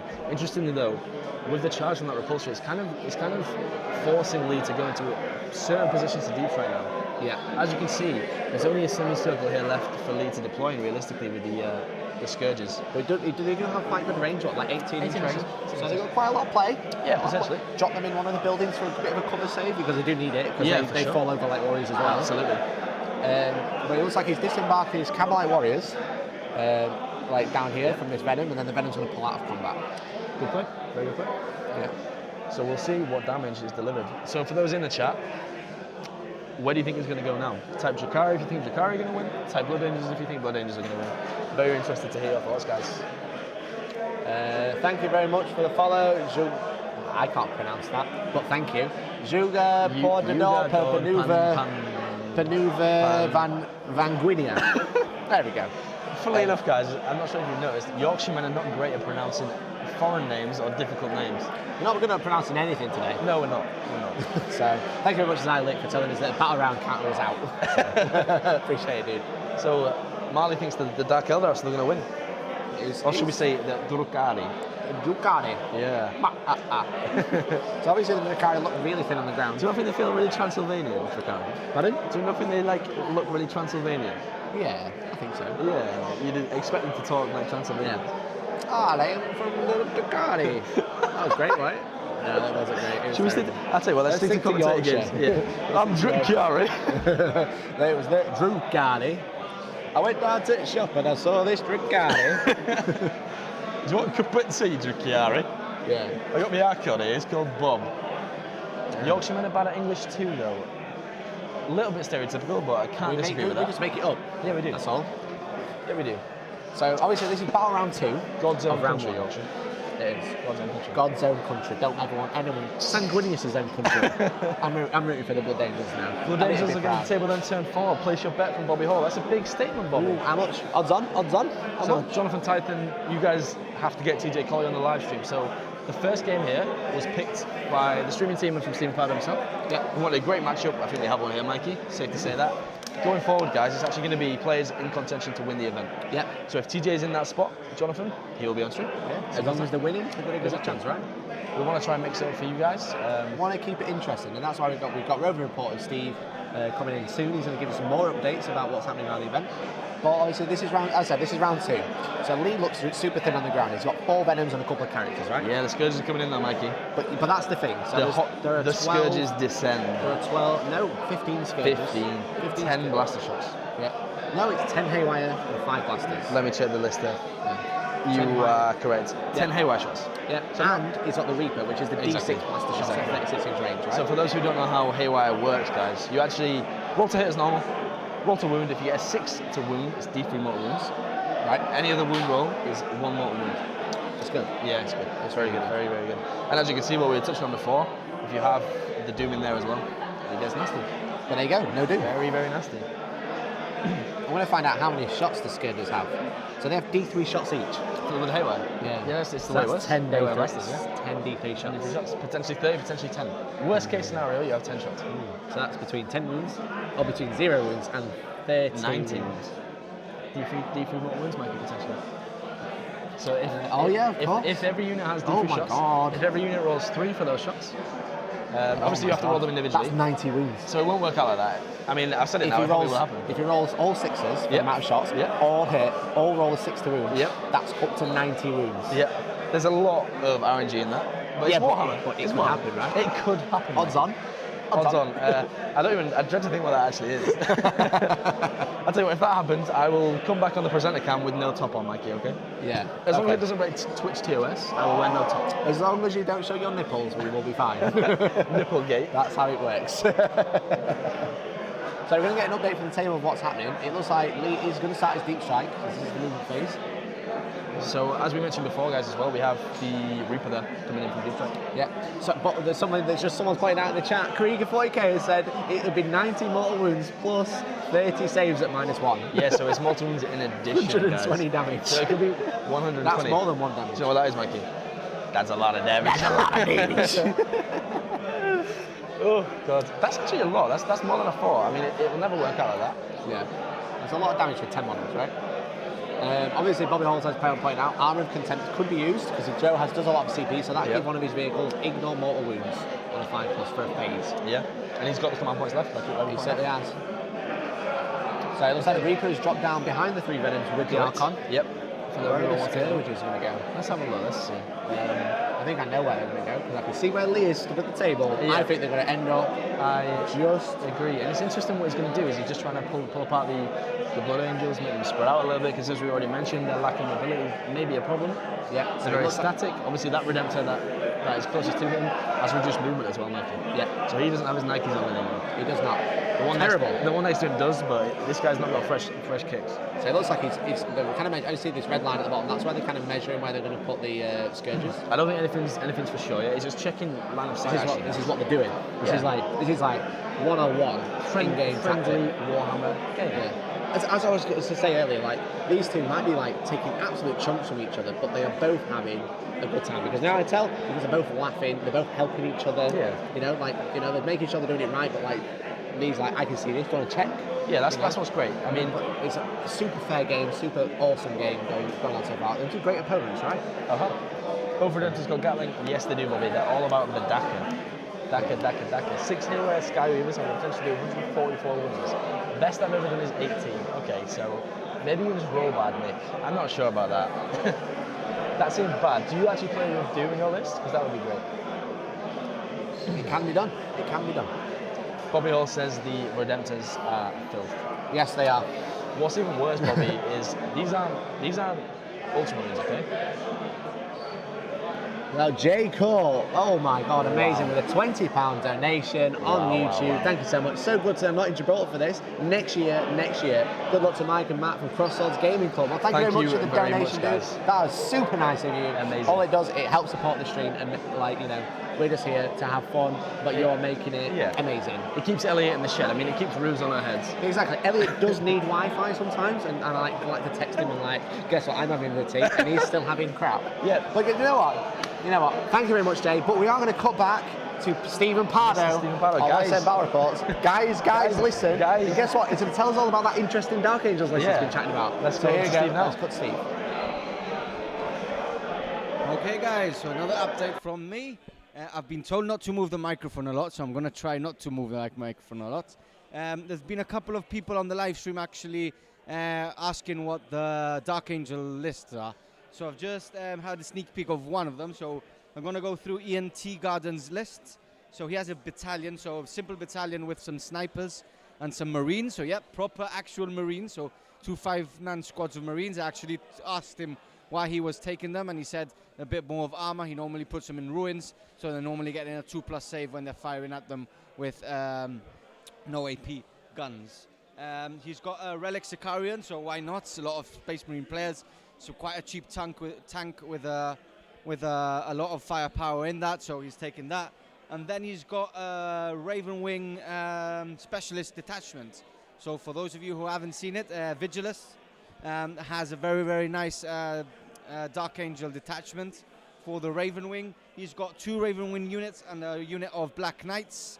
One of the strats that it brings is really interesting. So if they're in combat, they can fall back and move and advance as normal after they have attacked in combat. So that's very, very important for him. And it's actually really, really cool stratagem. They've got a lot of movement, so they can grab objectives after actually being in assault as well. I'll move on to, we've got Sean Cannon here from Twisted Dice. Many of you know Twisted Dice from YouTube. He's on here. He's playing Death Watch, and he's playing Alvaro Mora.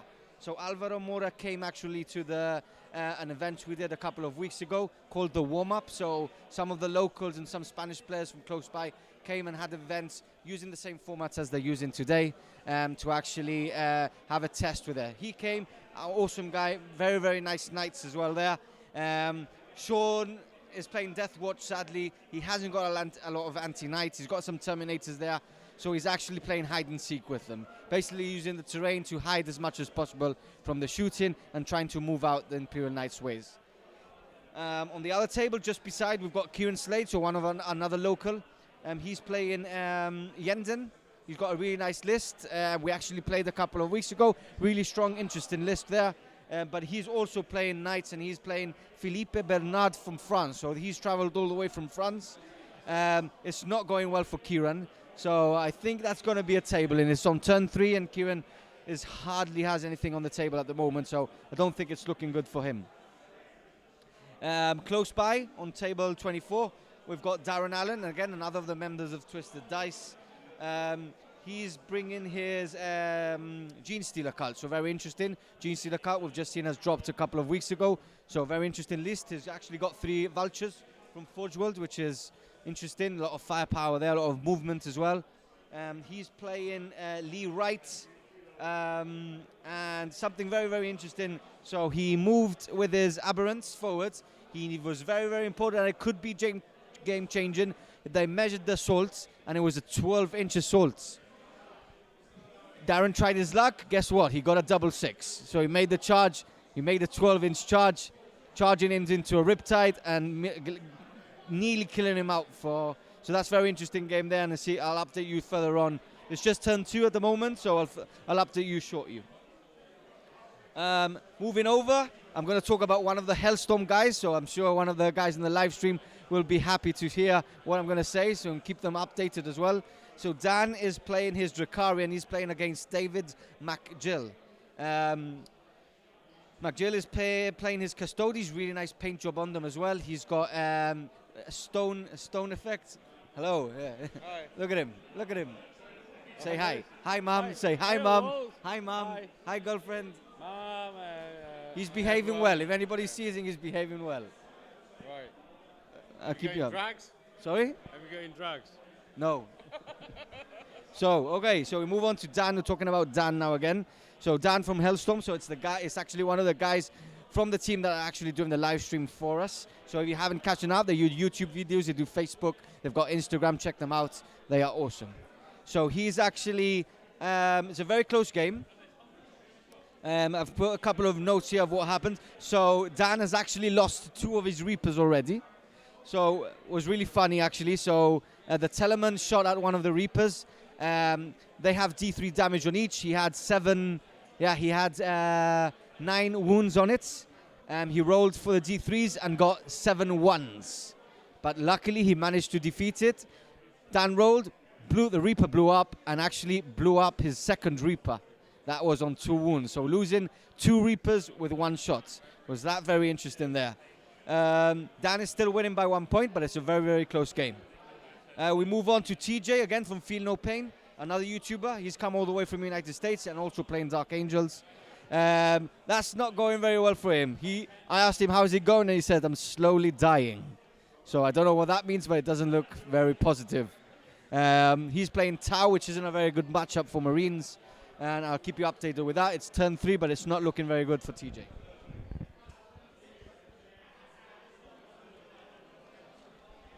Two more updates only going, guys. So we've got Ricky Lowe from UK. He's playing Louis Chichon from Gibraltar. Louis playing his Mars, no, it's actually Metallica from Defters Mechanicum. He's also got a Castellan there.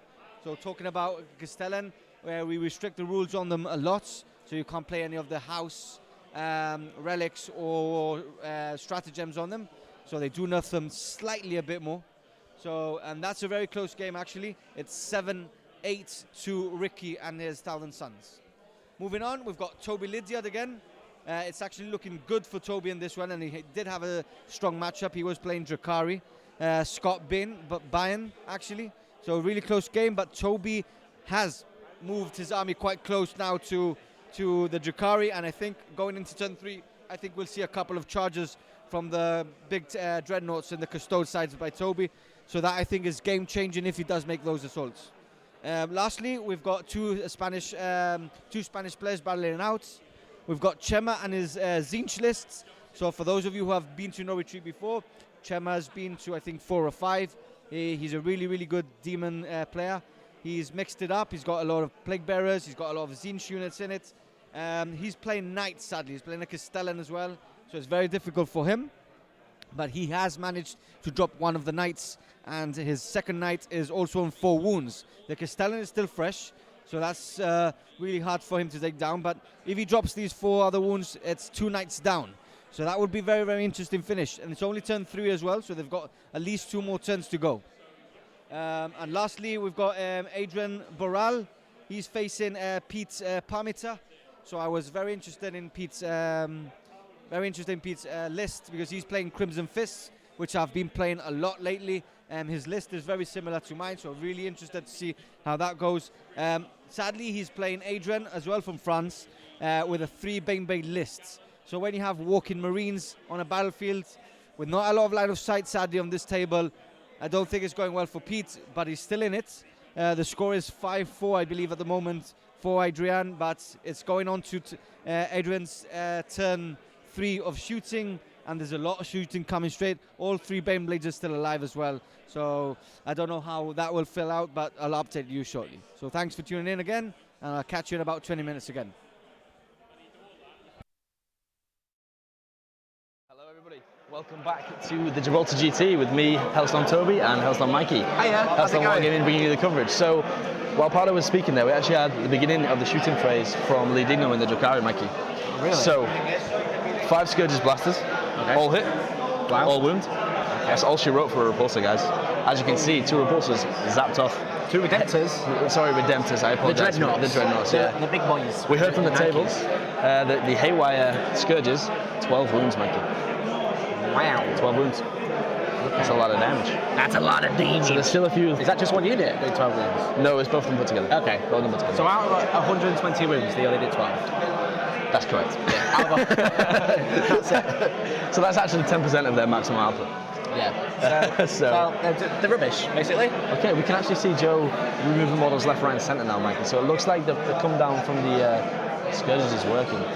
So obviously the Scourges have all the blasters, they also have all the Haywire, which is super good at killing vehicles, but Haywire is also really good at killing infantry, right? Yeah. Because it's like stun 4 minus 1. The poison. Oh, no, Haywire, sorry, yeah. The Haywire, but then the poison on top. Yeah, absolutely. And then the blasters. This army is super kitted out. Yes. To kill this army, right? Obviously the Reaper coming in with a D6 shot. So there's actually a repulsor with only 2 wounds left, and the Ravager is firing at that now, Mikey.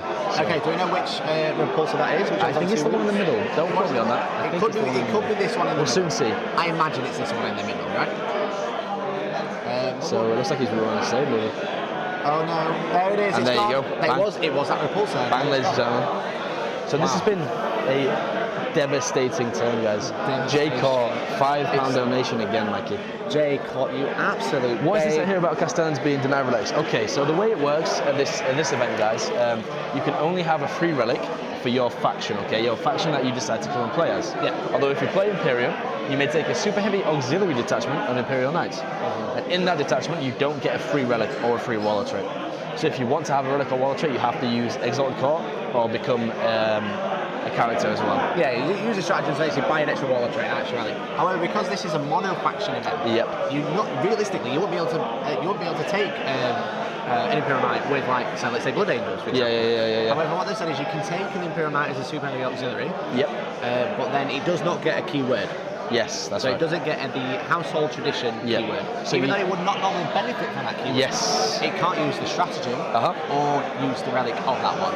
So basically, if you take a Castellan in a super heavy auxiliary, it's a Castellan, not a Raven Castellan. Yeah, or a Crastellan is what you see commonly in the compare scene. So that's how it works in this format. As I said, it is mono faction. So this is super different. It's similar to what we run in our own events, but it makes it more interesting, right? You know, look at this Drukhari. He's fighting Blood Angels, but there's no Farseer to like go, oh, I ruined on fires, now Yeah. we're rolling. You know? Yeah. There's none of the typical cheese. So you're going to see interesting lists in different ways. The meta is completely different at this event, right? Yep. That's the thing. But you know, we're in Gibraltar. There's 72 players. Yep. There's an absolutely sick trophy, and everyone wants it. And Joe is still in the fight. So that's the shooting phase done, guys. We're actually seeing the combat phase. The Cabalite Warriors there, where the hands are now, just charged the intercessors. They actually killed one in combat. These ones? Yeah, they actually killed an intercessor in combat, guys. Amazing. So that was battle round 2. So they, so Black Heart, not only does it give the inert from suffering to vehicles, it also adds one to the powerful pain table. So they're hitting on 2s. So not only do vehicles get seeds of feel no pain, not only do you get an extra powerful pain, you also get Agents of Vet, Mikey, which makes a Cabal of the Black Heart a staple in most Drukhari lists nowadays. Yep. Really does. And as we said, the spicy drama at the beginning. Lee was Spicy like, drama. I've got it, but I'm not going to use it really. Yeah. And then before the game started, bam, Agents of Vet, bam, to stop. Bam! to stop. I don't think it was Wings of Fire. It was the one which Full on Fury. Full on Fury. That was it. So it lets the Smash Captain move before the game starts. But then the Smash Captain was left in the deployment zone. Then beat up a Void Raven, which was in his deployment zone. Had he full on Fury'd him, he might have not been there to do it. So the Void Raven would be still alive. Wow. But, you know, it's just so spicy. So many spicy dramas happening. Obviously, Joe did CC initiative in this game, so he took the first turn. But then he just had a couple of whiffy turns. But like, he kind of reduced the lead down to 4 Venoms. But the Scourges are here, and they mean business. They do. On those wings come big bad weapons, Mikey. Yes, they do. For those guys in the chat, like Jay just asked the question, if you have any more questions about anything, please ask us, guys. We're more than happy to answer them all. Thank you so much for your donation. We appreciate everything that comes our way. So we actually have over 120 people watching across all platforms, Mikey. How's that make you feel? That's good. It's a lot of people. It's amazing. Thank you very much for watching. We are currently live on Twitch on HellstormWargaming.tv. Hellstorm Wargaming Twitch, Hellstorm Wargaming YouTube. I completely forgot the URL there, Christelle. And SM Battle Reports Facebook. Yeah, that's so make sure you give all everyone a follow. Make sure you share it with your friends and tell everyone what's happening. We are live in Gibraltar all weekend. We are live today for round 1. This is our first round in battle round 2. We are just about to go into battle round 3 for Joe. That's right. But obviously we have 3 games tomorrow and 2 games on Sunday, which the time zone will change. So we'll just find out how many points the Drukhari player actually scored that turn, guys. We'll hear that from the table very shortly, and we'll update you as soon as we can. Yeah. Martin, yes, this is now turn 3. Thank you, Daniel Oldfield, for pointing that out, helping us out.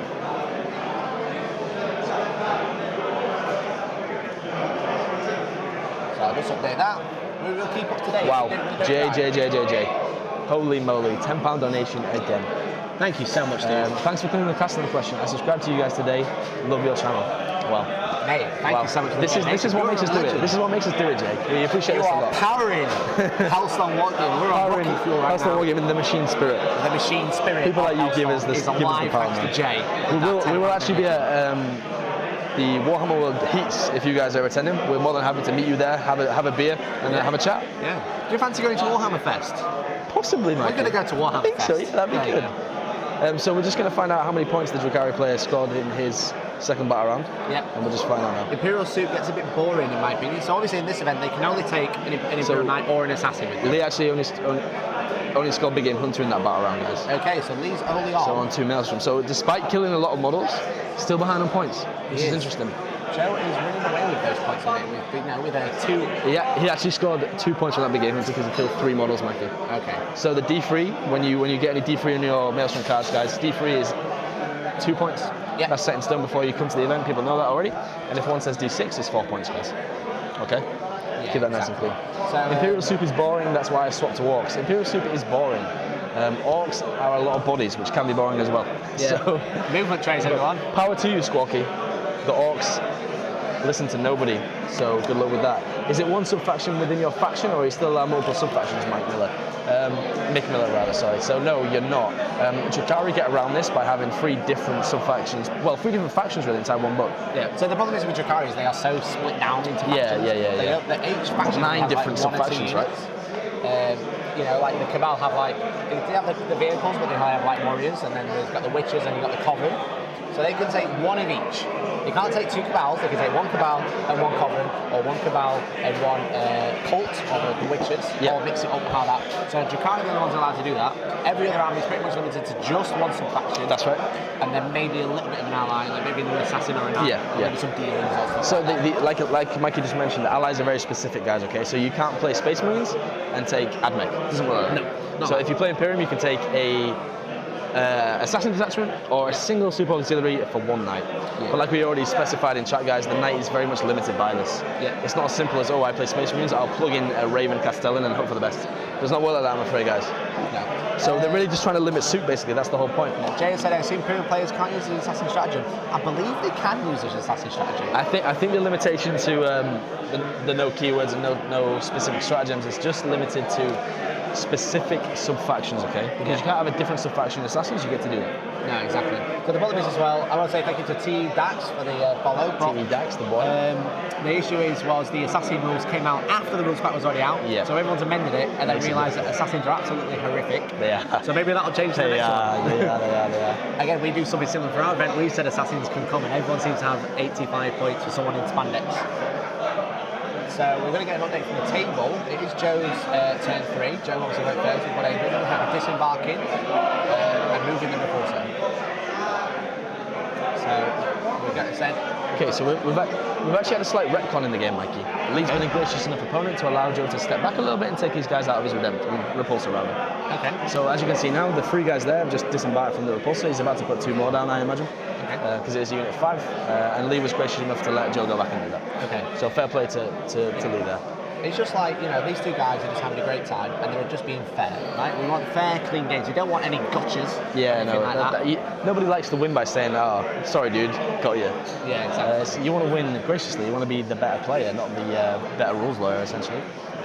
So Cryptic Chimera says 26 lists are running Assassins at HS2. For those who don't know, HS2 is actually our own event. Yeah, which is next week. Next weekend, Mikey. That's going to come along very fast. 26 out of 64 players. Yes, so we have 64 players attending. It's actually ITC missions, which is slightly different, but not what we're playing this weekend, so we'll avoid that for the time being. But 26 lists have knights. Oh, no, wait, no. 26 assassins, 1 guy's bringing 7. Oh, okay. So there's 19 lists. 20 lists with assassins. Yeah. The other 6 Well, they might be running local as well. Yeah. Anyway, the basic notion is assassins are good, take them. So Jay says, I got 3 Vindicators in my list for a tournament tomorrow. I had a few practice games with them. They've been brutal to say the least. That is all positive and true. So it is a good time to be an Imperial player, guys. The FAQ is coming relatively soon, so what happens to that with Soup. But who knows? A lot of people have got this thing. I was just going to say what Viking says. So every chaos list has Cypher as the Warlord. A lot of people are a bit confused because obviously the Assassin strat says if you have an Imperial Warlord, you can use the strat. Yeah. And Cypher does have the Imperial keyword. Imperial keyword. However, as per the rulebook, your army has to have the same faction keyword, and this does count for all units added to your army. So you can use the stratagem, but you can't add the assassin. Yes. He's not allowed. He's like, wait, no, they're naughty boys. So I'm going to charge you the fee of 85 points, but you can't actually put it on the table. So there you go. And if someone tries to do it, then say, sorry, dude, you can't do that. So Mick Miller, technically, Quest of Mechanicus are still a separate entity, but they serve the Omnis side. So this is regarding Knights AdMech having House on Knights, which is kind of true to a certain extent, but for game balance and competitiveness, we keep it the same across everyone. Yeah, keep it simple. So I just got an update from the table. If you could just repeat that, Shaggy, please. Sorry, I missed that. We missed it, but it's all right. So it looks like Joe's going to shoot your face. Shaggy's currently in conversation with somebody else, so he's not listening to me either. Oh, fantastic. So he's talking to his brother, the N of SN. We can slightly see the table, so we'll try and see what's going through there. So I imagine what's happening here is the intercessors that they have just shot the rest of the Cavalite Warriors. They've since fallen over. So all of a sudden we have a very balanced game again, guys. It's very swingy, this game. So basically the intercessors have disembarked here, but they are next to the Smash Captain, so they'll be re-rolling ones to hit. Yeah, exactly. And ones to win, presumably, because the Lieutenant will be in there or thereabouts. Yeah, so I believe you've got the other Captain here, which is providing re-roll ones to everyone else. And I think this guy on the end is the Lieutenant. Reason being is he's pointing the sword forwards. His sword is pointing this way to glory where no enemies are. To glory and secure an objective, whatever which one that is in the corner. I believe that's objective 1. So as you can see actually from the deployment, guys, what you've got to bear in mind is winning the Eternal War mission because it's heavily weighted, okay? So it's 16 tournament points, guys. So if you win the Eternal War, you can do nothing but draw, okay? Which is great. Yeah. Really, really good. Yeah, exactly. So what Joe's trying to do, I imagine, is you can see the gold markers on the board.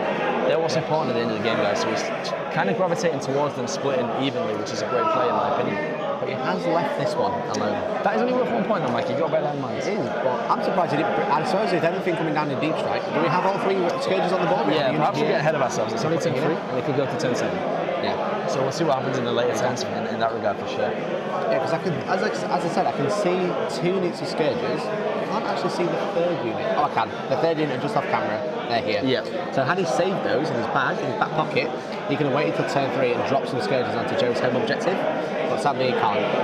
But there you go. That was a play that I would have done, maybe considered, maybe didn't realise, maybe completely forgot.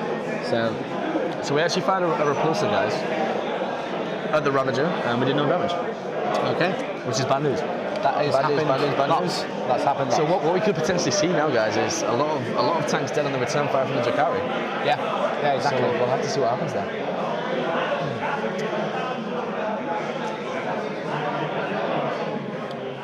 So hopefully he can do some more wins. I mean, to be fair, like Lee doesn't have that many vehicles on the board now. He's got the Ravager here. That's his final like heavy hitting vehicle. All the rest is just light armored venoms and then bodies. Yeah. These scourges are only toughness 3. Yeah. I don't believe they have an invuln. I'm going to find out if they do. I'm pretty sure they don't. So they're going to be really easy to kill with all them stone bolters, right? Because he still has 6 stone bolters just from the repulsors. So Joe's actually splitting fire here with the repulsors, which is probably a good call. He needs to get those high damage weapons off those easy to kill scourges, Mikey. I totally agree. It's a very easy way to reduce the effectiveness of your opponent's army. Yeah. So the scourges do have ghost plate armor, which gives them a 6% vulnerable. Yeah. Right. But they don't. They don't benefit from the detachment bonus. They're in the cult of the Red Grief. They don't get anything. Yeah, from because they're that. mercenaries, right? Because they are mercenaries. That's the way it works. They're being paid to be here. Mandrakes, witches, and Not witches. Mandrakes. no, sorry. Mandrakes, scourges, and The beasts. The beasts. The beasts. Okay, So that's like the right. Beastmaster and the Razor Wings Fox and stuff. Perfect. So they have a 6+ invuln. They don't have a very good save. They are only toughness 3 and 1 wound. They have a 4+ save, so currently they're starting a 3-up save. So it looks like we've got 10 saves coming in for the scourges, Mikey. Here we go. I don't know if they're going to survive it. Well, there's already a unit that's been removed from the backfield. There it is. So the unit is dead, Mikey. So that's the unit dead. Unit dead. Yeah. So all of a sudden, they were haywire scourges, so that is a big threat taken straight off the bottom. Yeah, so we have 1 unit of scourges in the middle. That was a terrible middle, but there you go. We have 1 unit of scourges in the middle. I don't know what weapons they are. I believe they're haywire. So the intercessors are firing into these scourges now. It looks like they have blasters actually, Mikey. I don't know for sure. Yeah, blasters are really small though. They're all really small. We're miles away. Shall we zoom? No, we're not going to zoom. Zoom. So we have enhance. Kalinsky analysis. There's some intercessors firing with the bolter drill, guys. Okay. The beta bolter rule. So which unit is still? Is it this one? I could not tell you that, Mikey. I don't think they're still, but they are within 12 inches of those scourges, so they're going to be rapid firing anyway. Yeah, thank you, Cohen, for saying we got that right. I appreciate that. Raging Beard actually pointed that out as well with a 6+. There we go. Thank you very much, boys. You guys know Appreciate more it. than us, and we appreciate that. Yeah. Thank you very much. So I think we're just measuring range here, guys. So it's not quite in rapid fire. Not quite. And obviously, if the Marines move, they don't get to rapid fire That's full right. range. Absolutely. So So we actually have 1 hour and 5 minutes left in the round, guys. Yeah, So they they have time for these guys to finish this game. lots of time. So they have 2 hour 45 minutes for each round. Yep. But then when the timers run out, that means they can't start any more battle rounds. Exactly. So Yeah. finish the final battle, guys. Okay. Interesting to see what's going on around the rest of the event, guys. There's some very good matchups coming up. Yeah, I'm going to say I'm just going to address Mike Miller's question about refunding. I believe the tactical reserve, I think it's called, for the beta rule for stopping you refund command points. I think that specifically says you can only gain 1 from an ability that lets you refund it. Whereas the assassin stratagem to gain CP isn't a refund because you spend the CP and then you gain 2. Yeah. You don't regain 1. Yeah. You spend 1 and then you are given 2. Yeah. So I believe you're actually not limited by the beta FAQ, so you could use that loads and loads of times. You're just limited by the points cost attached to it. Yeah, exactly. So it's double or nothing. If you save 850 points, you can gain 10 command points. Which is an interesting trade-off. Probably the worst trade deal in the history of Warhammer 40K. But Yeah, exactly. So there you go. So I'm going to say we are trying to adjust things on stream live. So if there's any issues that you're having, I know we know about the background noise, that's an issue, but we're trying to adjust it. Hopefully you can hear us okay. Hopefully it's having a good time, and we really appreciate you. I really appreciate you tuning in. So Dan Oldfield, did anyone bring Cypher and use the Assassin's Strat at this event? I do believe the rules cut off was before the book came out, Mike. Is that right? What's that? Sorry. So this one here by Dan Oldfield. Did anyone bring Cypher and use the Assassin's Strat at this event? And I think the rules cut off was before. Was it? Okay. So no one answered the question, Dan. Again, even if it was in a Chaos Army, you can't do it. Yeah, you can't do it. So as you can see, guys, it's very. The Drukhari here have been very depleted. All the scourges are down left to one. It's a tough game. You can see both players very, very, very ponderous here. Yeah. Not sure which way this is going to go. Joe did a big huff. Did he? Yeah. A big huff.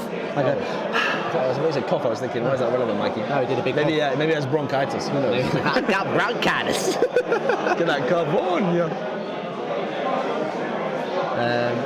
So who knows what there's a lot of pondering. So if you can see our view right now, it's like it's frozen, guys. They're both hands on hips, hands on heads, looking deeply into the table. It's like poker right now. I think Lee's looking lovingly into Joe's eyes at this point. Please make a mistake.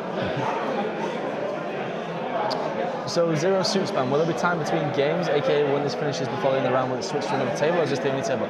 So we actually only have one table set up on the live stream, like you know. Sadly. But we do have Stephen Pardo, our roving reporter. Easily can tell you all about what's happening around the event. So roving reporter camera sponsored by Be Honest War Gamer.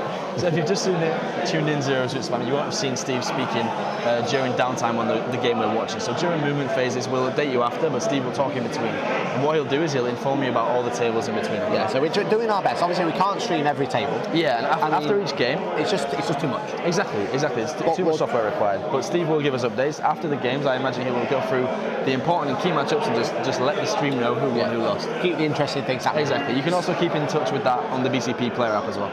Yeah, exactly. So you can look at any list and you look at the pairings and stuff like that. So hopefully, we just had a question. Hopefully from we're going to find out from the table how many wounds the repulsors have. So if we can find that out, that'd be great. Okay, so the last cannon fired at a Ravager again and failed to wound. Shaggy. Oh God. If we could just get an update. Jay caught $30. Okay, £30. Jay, you are a big spender. Thank you so much, brother. This is very interesting. Wow. Yes. Jay, you're an absolute legend. Hype in the chat, everyone. Yes. Jay on YouTube with the £30 donation. Oh my God, Jay, you're a madman. Holy moly. Are you doing the math? That's actually a cumulative £65 donated. Oh, crazy, but thank you so much, dude. That's enough to buy some Warhammers, guys. So there you go. So good to know. I'll be okay to get multiple CP back via my assassin. I don't have any other CP farm otherwise. So yeah, it's you know. It's good. Yeah, it's good. And also, don't forget, you're not only getting command points, you're also killing characters. So the Wargaming Dad, Zero Suit Spam, thank you very much for your comments. I appreciate that greatly. 3 games tomorrow, guys. 3 whole games. This is only round 1. Did you know there's 6? There's 6. We got 1 today. 1 today. We got game 2 tomorrow. 2 tomorrow. 3 tomorrow. 3 tomorrow. And game 4 tomorrow. Wow. And then we got 5 on Sunday. And then the last round on Sunday will be the decider of who wins the Gibraltar Grand Tournament, the first of its kind in Gibraltar. Yeah. Which is, does everyone know where Gibraltar is? It's near Africa.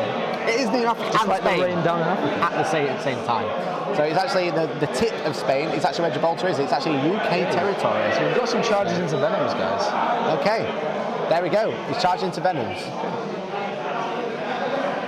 So we actually charged these into because the Gatling cannon did no damage. As you can see by Joe's charge, what he's planning to do here, guys, is explode the venom. Yeah. And then the people can't get out. Yeah. So obviously it's charged like this. And a little daisy chain of intercessors. But when he piles in and he moves all the models closer so he can keep them within coherency, he can bubble wrap and stop all those models getting out, which is going to be perfect. Like Imperial, so just calling it the old wrap and splat. the old wrap and splat. Wrap and splat, guys. Millhouse, what's in Gibraltar? Okay, it's where you become the second best Grey Knights player in an event, Mali. Mikey can get his Castellan soon. Thanks, Carl. Thanks for pointing that out. So it looks like he's charged. I'm not sure what that model is that the repulsor's charged into. Just near objective 2. We'll soon find out. But Shaggy, Mission Impossible Shaggy, is going to find out. Because Shaggy's actually dangling next to the camera, keeping an eye on what's happening. That's how close he is to the action. He's like, dun, dun, dun, dun, dun. He's doing James Bond and Mission Impossible at the same time. He's just a legend. No, you don't. Don't worry. Shaggy's just asking if he keeps knocking the camera, but he's not. No, he doesn't. He's doing a great job. All we need to know is what the repulsor's charged into and how many. Joe's luscious locks there, Mikey. What, Joe? Let's get a hair review. What do you think about hair that? review? I give that a solid. Well, there's no grey. There's no balding. I'm balding, so he's doing better than I am. You are actually balding quite a lot. No, so basically, a lot of people saw this on the live stream last week on the Warhammer live stream. I'm not actually balding. When I was a kid, my brother threw a brick at my head. No, and then that's not true. That is true. Your brother threw a brick at your head? Yeah, ask him. Ask him. Yeah. So he threw a brick and it hit me in the back of the head, and then my hair stopped growing there. Let's see. Okay, guys, I can confirm that he threw a brick at his head. I have a little tiny lump. It's not just balding. So there you go. That's why I'm balding, but I'm not balding. Wow. Okay. So there you go. There's some tea. I just spilled some tea. The more you know, guys. So I'm not. Wow. So it actually seems like we had some Overwatch at the Repulsor, guys, and it dealt 5 wounds.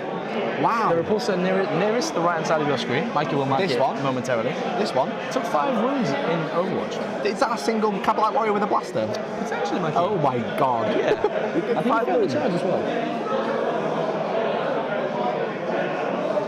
So there you go. So obviously that Repulsor is on the objective, as along with that Cabalite Warrior. It looks like he's failed to kill him. However, that Cabalite Warrior can't shoot unless he pulls out and uses a stratagem to do that. There's, I think it's Feigned Retreat or something like that. Right, so he can pull out and still shoot. But it will cost him. Interestingly, as the fly keyword. Is that Scourge? Oh no, sorry. Oh, you're talking about the Repulsor. I was talking about the Venom, my man. Tiger 20p, thank you very much for the follow, dude. So I'm talking about this guy who's done 5 wounds to Repulsor. So Joe actually just got 2 Maelstrom points there, guys. Okay? Oh, amazing. So Joe's on 6 points so far for Maelstrom.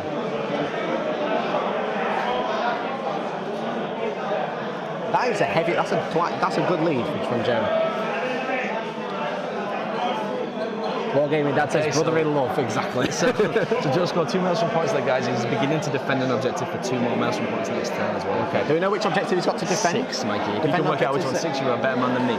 Okay, so I think it's that one there with the Venom. Objective 6 is this one. Yes. So Obsec is giving them the advantage there. Yeah. So obviously his intercessors are within 3, so they are currently obsecking. However, if he gets a single warrior out there, he's contesting. Yeah. And obviously he gets to fight back now, right? So he gets to shoot.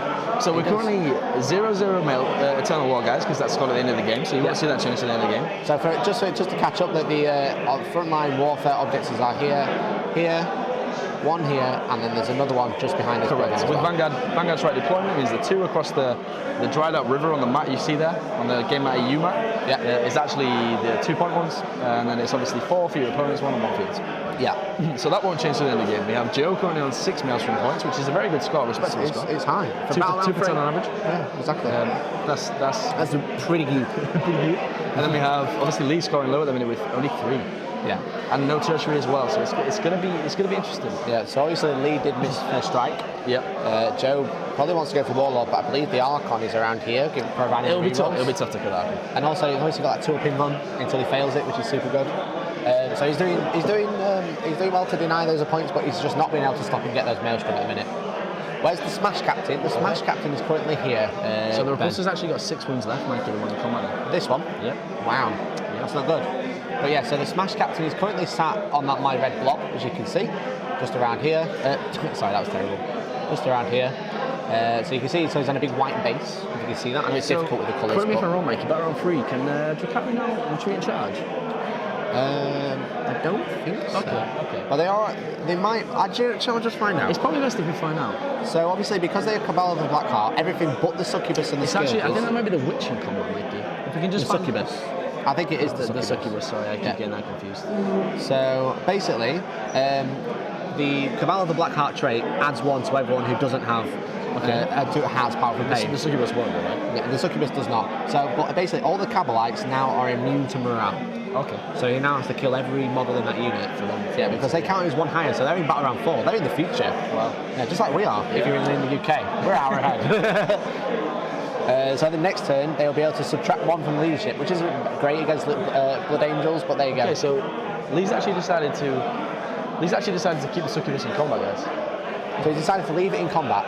Does this mean he's going to go for the big charge? Amazing. Amazing. Maybe it means that we can focus far on the other repulsor.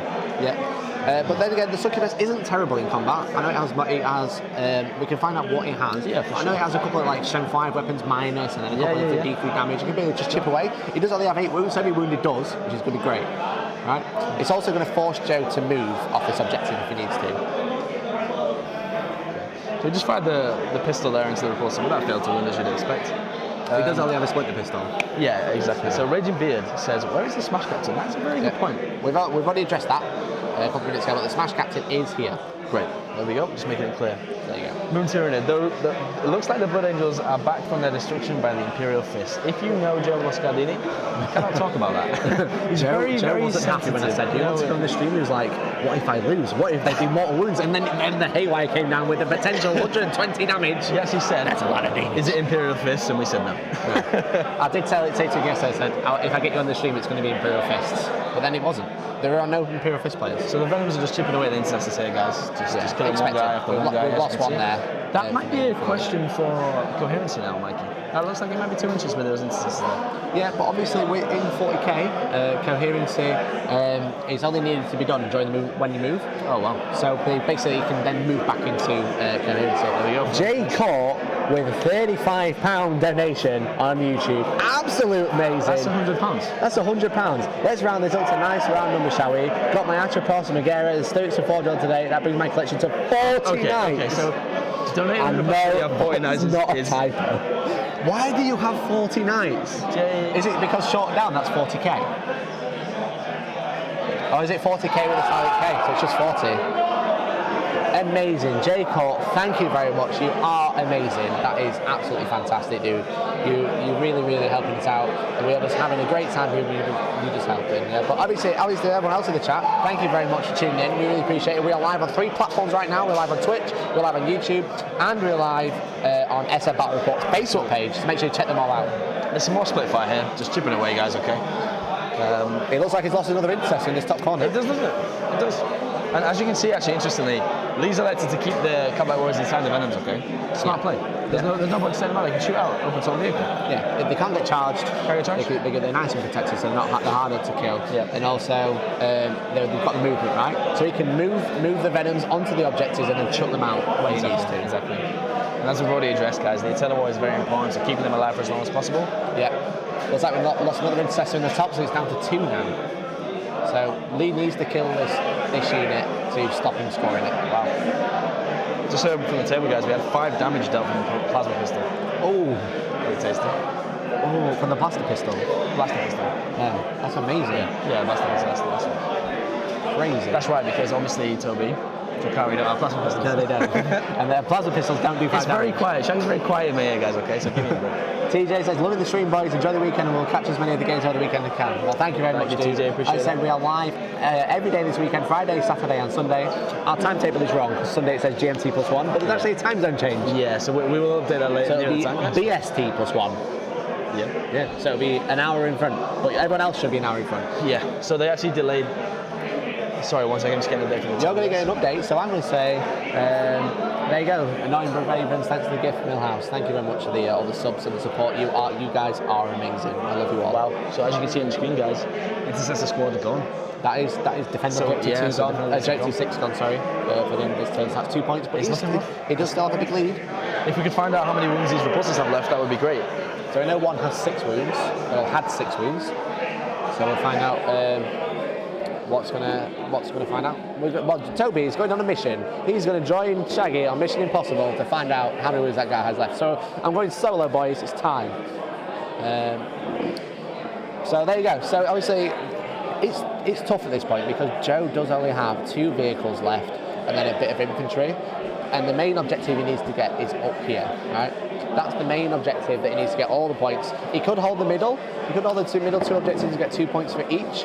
However, if he's in the middle, there's a lot of Venoms and they're going to kill all of the intercessors. So Toby, how's it going? Are you feeling good? Are you okay? I enjoyed my little walk. I've been How was that? for a long time now. Yeah, you good? My legs need the stretch, so I can. Are you looking forward to 3 games tomorrow? No way, Maggie, I'm just gonna wait. No way! People like you guys in the chat make it all worthwhile, guys. Okay, so guys, I've just nipped to the table. Got an update for you. The repulsor here on the right hand corner, has 5 wounds remaining, Mikey. 5 wounds. This one has 5 wounds taken, so 11 wounds remaining. Okay. So we can repulse these guys, and we're thinning with the Blood Angels troops. Yeah. I do believe everyone is disembarked now. Yeah. So everything is on the board for Joe. Okay. It's not good. So we're thinning out, guys. We're thinning out. So we just can't watch. We can't watch. So we're going to have a break, okay? We're just going to have to cut to the beautiful Mr. Stephen Pardo. So he's going to give us an update about what's happening around the event in the Gibraltar Grand Tournament. Take it away, Steve. He's getting called over by what's known as the drunk man. The homeless man. Over to you, Steve. Hello, guys, and I think this will be my last update. Hopefully this is my last update. I'm very, very tired at the moment. So there's 48 minutes on the clock. I'm just going to go through. So there's a lot of games that have actually finished by now. There's been a lot of table-ins. I know there's been a couple of people with 32 points. So very interesting there to see. I think I know for a fact that 2 of the Drukhari armies have actually got 32 points. Which was something I actually thought. I think Drukhari by themselves, with our format, which there's no soups or anything like that, I think is a very powerful codex by itself. Very fast moving, so there's a lot of objectives on the table which you can actually grab. I'm just going to go through a couple of points, a couple of good games that I've seen, and a couple of notes I've done. So Javier Costa with his Ultramarines has just finished against Jay Middlecote. Jay is playing his Imperial Knights. He was actually in I'll go back a bit. So our tables are quite dense in terrain. So every table is quite thematic. There's got a lot of terrain on the table, and Jay was actually playing Knights. So it's a bit difficult for Knights and Super Heavies to actually move through the table. But he did manage to actually table Javier and his Ultramarines just by shooting. So that's a good win for Jay. We've got on the other table, just beside, we've got Javier Martinez. He's from Spain as well. He's got Mundo Letal. He runs his own events, really, really cool events. So if you're around Spain, it's a very, very cool event to actually go to.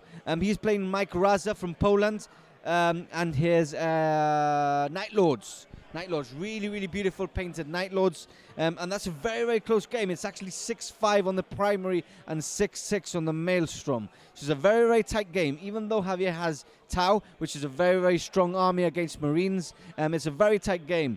So I'll probably update you before the games actually finish about how that has actually finished. Moving on again, I mentioned about Tristan Space Wolves. He's playing Javier Otero from Spain. The score is actually 10-7 for Tristan on the Maelstrom and 2-2 on the primary. I've just put a couple of notes here. Moving on to this table beside that, we've got Ryan Kemp and his Alpha Legion. Beautiful, actually beautiful list from that. I'll try and make some notes of that tomorrow to explain how that list works, but it's a beautiful unit for that. He's playing Sandre from Spain. So this guy's come all the way from, I think it's Valencia. So he's traveled all the way down from Valencia. He runs the Voz de Horus podcast. So it's a very, very, very important and well-known podcast from Spain. Awesome guy, awesome podcast. So I know there's a lot of Spanish players on the live stream at the moment. So a shout out to all of you for supporting their event. They're actually very close as well. But Ryan's actually on points ahead, so 2 points ahead. 5-3 for Ryan on the Maelstrom. Again, moving on, we've got Matty Morgan versus, who's this? Martin Vlasco. So he's actually playing, Matty Morgan is playing the Orcs, and he's actually playing, let me just check and remind me. Okay, he's playing Martin Baker, so the Wizard again. Many of you know for the Wizards. Martin's playing Light Hawk, and Matty Morgan is playing Orcs. He's playing Goths at the moment. And like I said, Orcs are very strong as well. And I updated you on this game before. It's a very, very close game. It's actually 1-1 at the moment on the primary. But I think Gazgul's about to die. He's managed to get a Hemlock within range of Gazgul. He's on 1 wound at the moment. So I think Gazgul's about to die. And that's actually game-changing. But guys, I think Matt has actually lost a lot of his units in the 3rd and 4th turn. So he's looking quite thin. His lines are looking actually very, very thin to compare to how it started. Chema, I updated you on Chema. His Zinch's list. He's playing knights. He's actually downed another knight now. So it's just the Contenta, the Castellan, and the Helverin. The Helverin's currently on 2 wounds only. So if he drops that Helverin down, I think he could go for the win as well for there. And lastly, no, actually we've got a couple of extra ones. So we've got Boris as well. Like I said before, great player.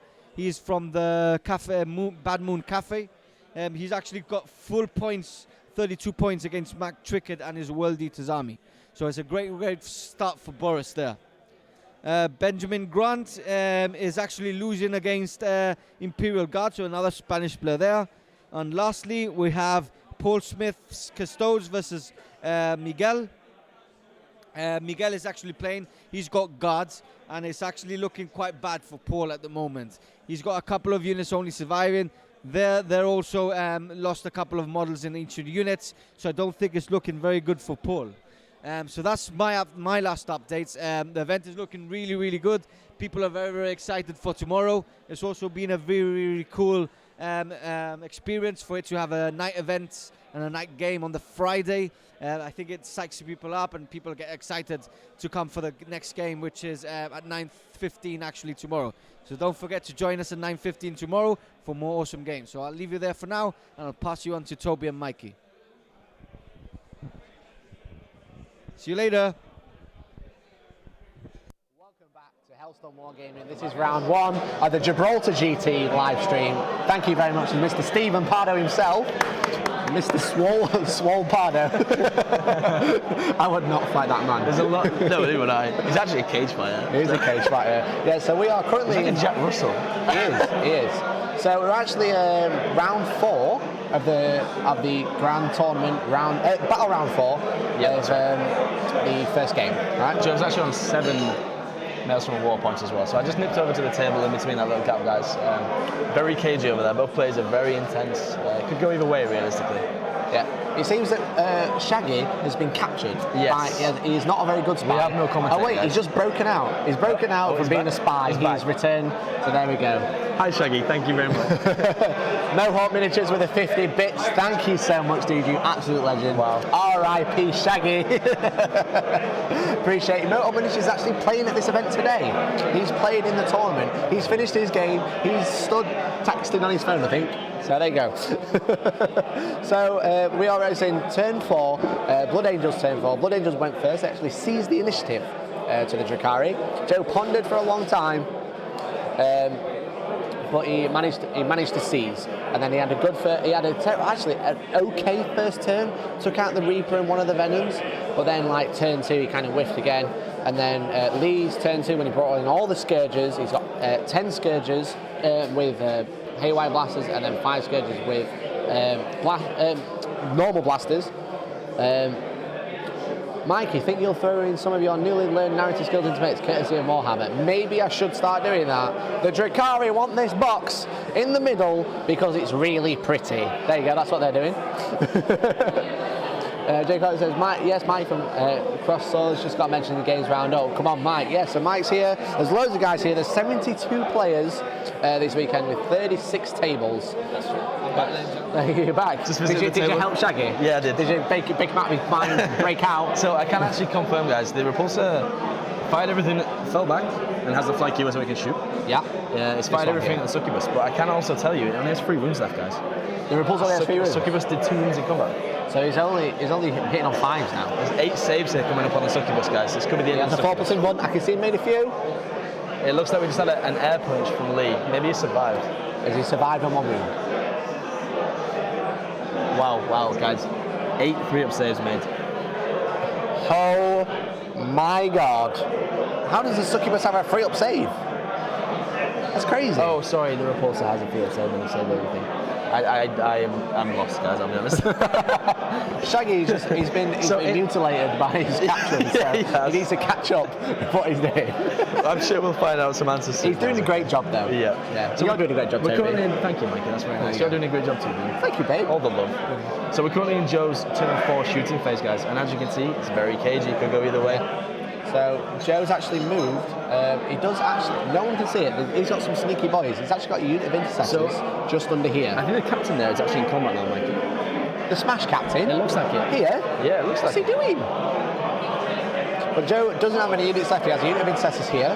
He has his captain here. Yeah. He has a unit of intercessors here underneath this little tiny bridge. Interesting though, Mikey. The elephant, not the elephant, because we used that analogy for the repulsors. But the giraffe, we call it giraffe. The Ravager's giraffe, still alive. The Ravager is still alive. You know what the Ravager's good at killing? Intercessors. 3s to wound, So 6 the up save. succubus actually has 2 wounds left though. Some of the small arms fire and some of the other fire went into 2 wounds left. Okay. So we'll see if she can survive the Overwatch when she charges back in inevitably, Mikey. She's gonna, but there's a lot of guns on that repulsor. I mean, he's only hitting there's on a lot 5s of anyway, guns. so We've now he's already- hitting on 6s in Overwatch. That's basically another shooting phase. Yeah. Rerolling basically. 1s because maybe the captain is over here to be Kind fair. of crazy, a crazy lady survived the Overwatch of a repulsor with all the guns in the world. We're going to find out. We're gonna find out. Unless she dies. That's the way it works, guys. Oh, there you go. So Red Grief Succubus Warlord trait gives her a 3++. There you go. That's why she got 3 up save. Okay. So she did make the 8 3 up saves. She's actually, I don't know if he declared that on his list. Maybe he did. So, but to be fair, with the Drukhari, they have a strategy. Yes. They have a strategy. I can't remember what the strategy was called, but essentially, if you have a Archon as your warlord, or you can basically give another witch or succubus a warlord trait, and you can give a coven guy a warlord Yeah, that's trait. right. It's like the cult of the Archon, I think it's called. Cult of the Archon, the strategy. It's 1 CP, give everyone else 1 trait. So that's again, that's why Lee had 1 command point for the majority of the game, guys. Is it Alliance of Agony strat? It's not the cult of the Archon. Or whatever, it's fine. Thank you, Cyrus Twitch, because you're helping us out. Yeah, amazing. So you can hit pilot on the mic now, guys, maybe in the background. We actually have 37 minutes left. 37 minutes left. So they've still got plenty of time. It's only about round 4. It could end game 5, round 5, but it might go to turn 7. So, Possibly. There you go. This is anyone's game, guys. It's very tough. It all comes down to these Maelstrom cards, essentially, and what's going to be left at the end of turn 5. Lee obviously has an advantage here because she's got the end of the game, right? Yeah. So if the game ends at the end of turn 5, he gets movement over Joe. Yeah. And he gets a chance to take Joe off objectives. Yeah, exactly. And obviously because he has the top of the turn, or the bottom of the turn, he can then jump off and kill them units at holding objectives. Exactly, yeah. I mean, Joe's done the right thing because he's brought a unit of intercessors under here. They can protect his home objective. Yeah, Because Lee could very easily, Venom could go like this and then like this to grab that objective. Or even just as the crow flies, right? Because then they fly through them. Exactly. But if they want to stay out of range, because you won't go straight across here. Bloody hell. Couldn't do that repulsor, you mad? Bloody hell.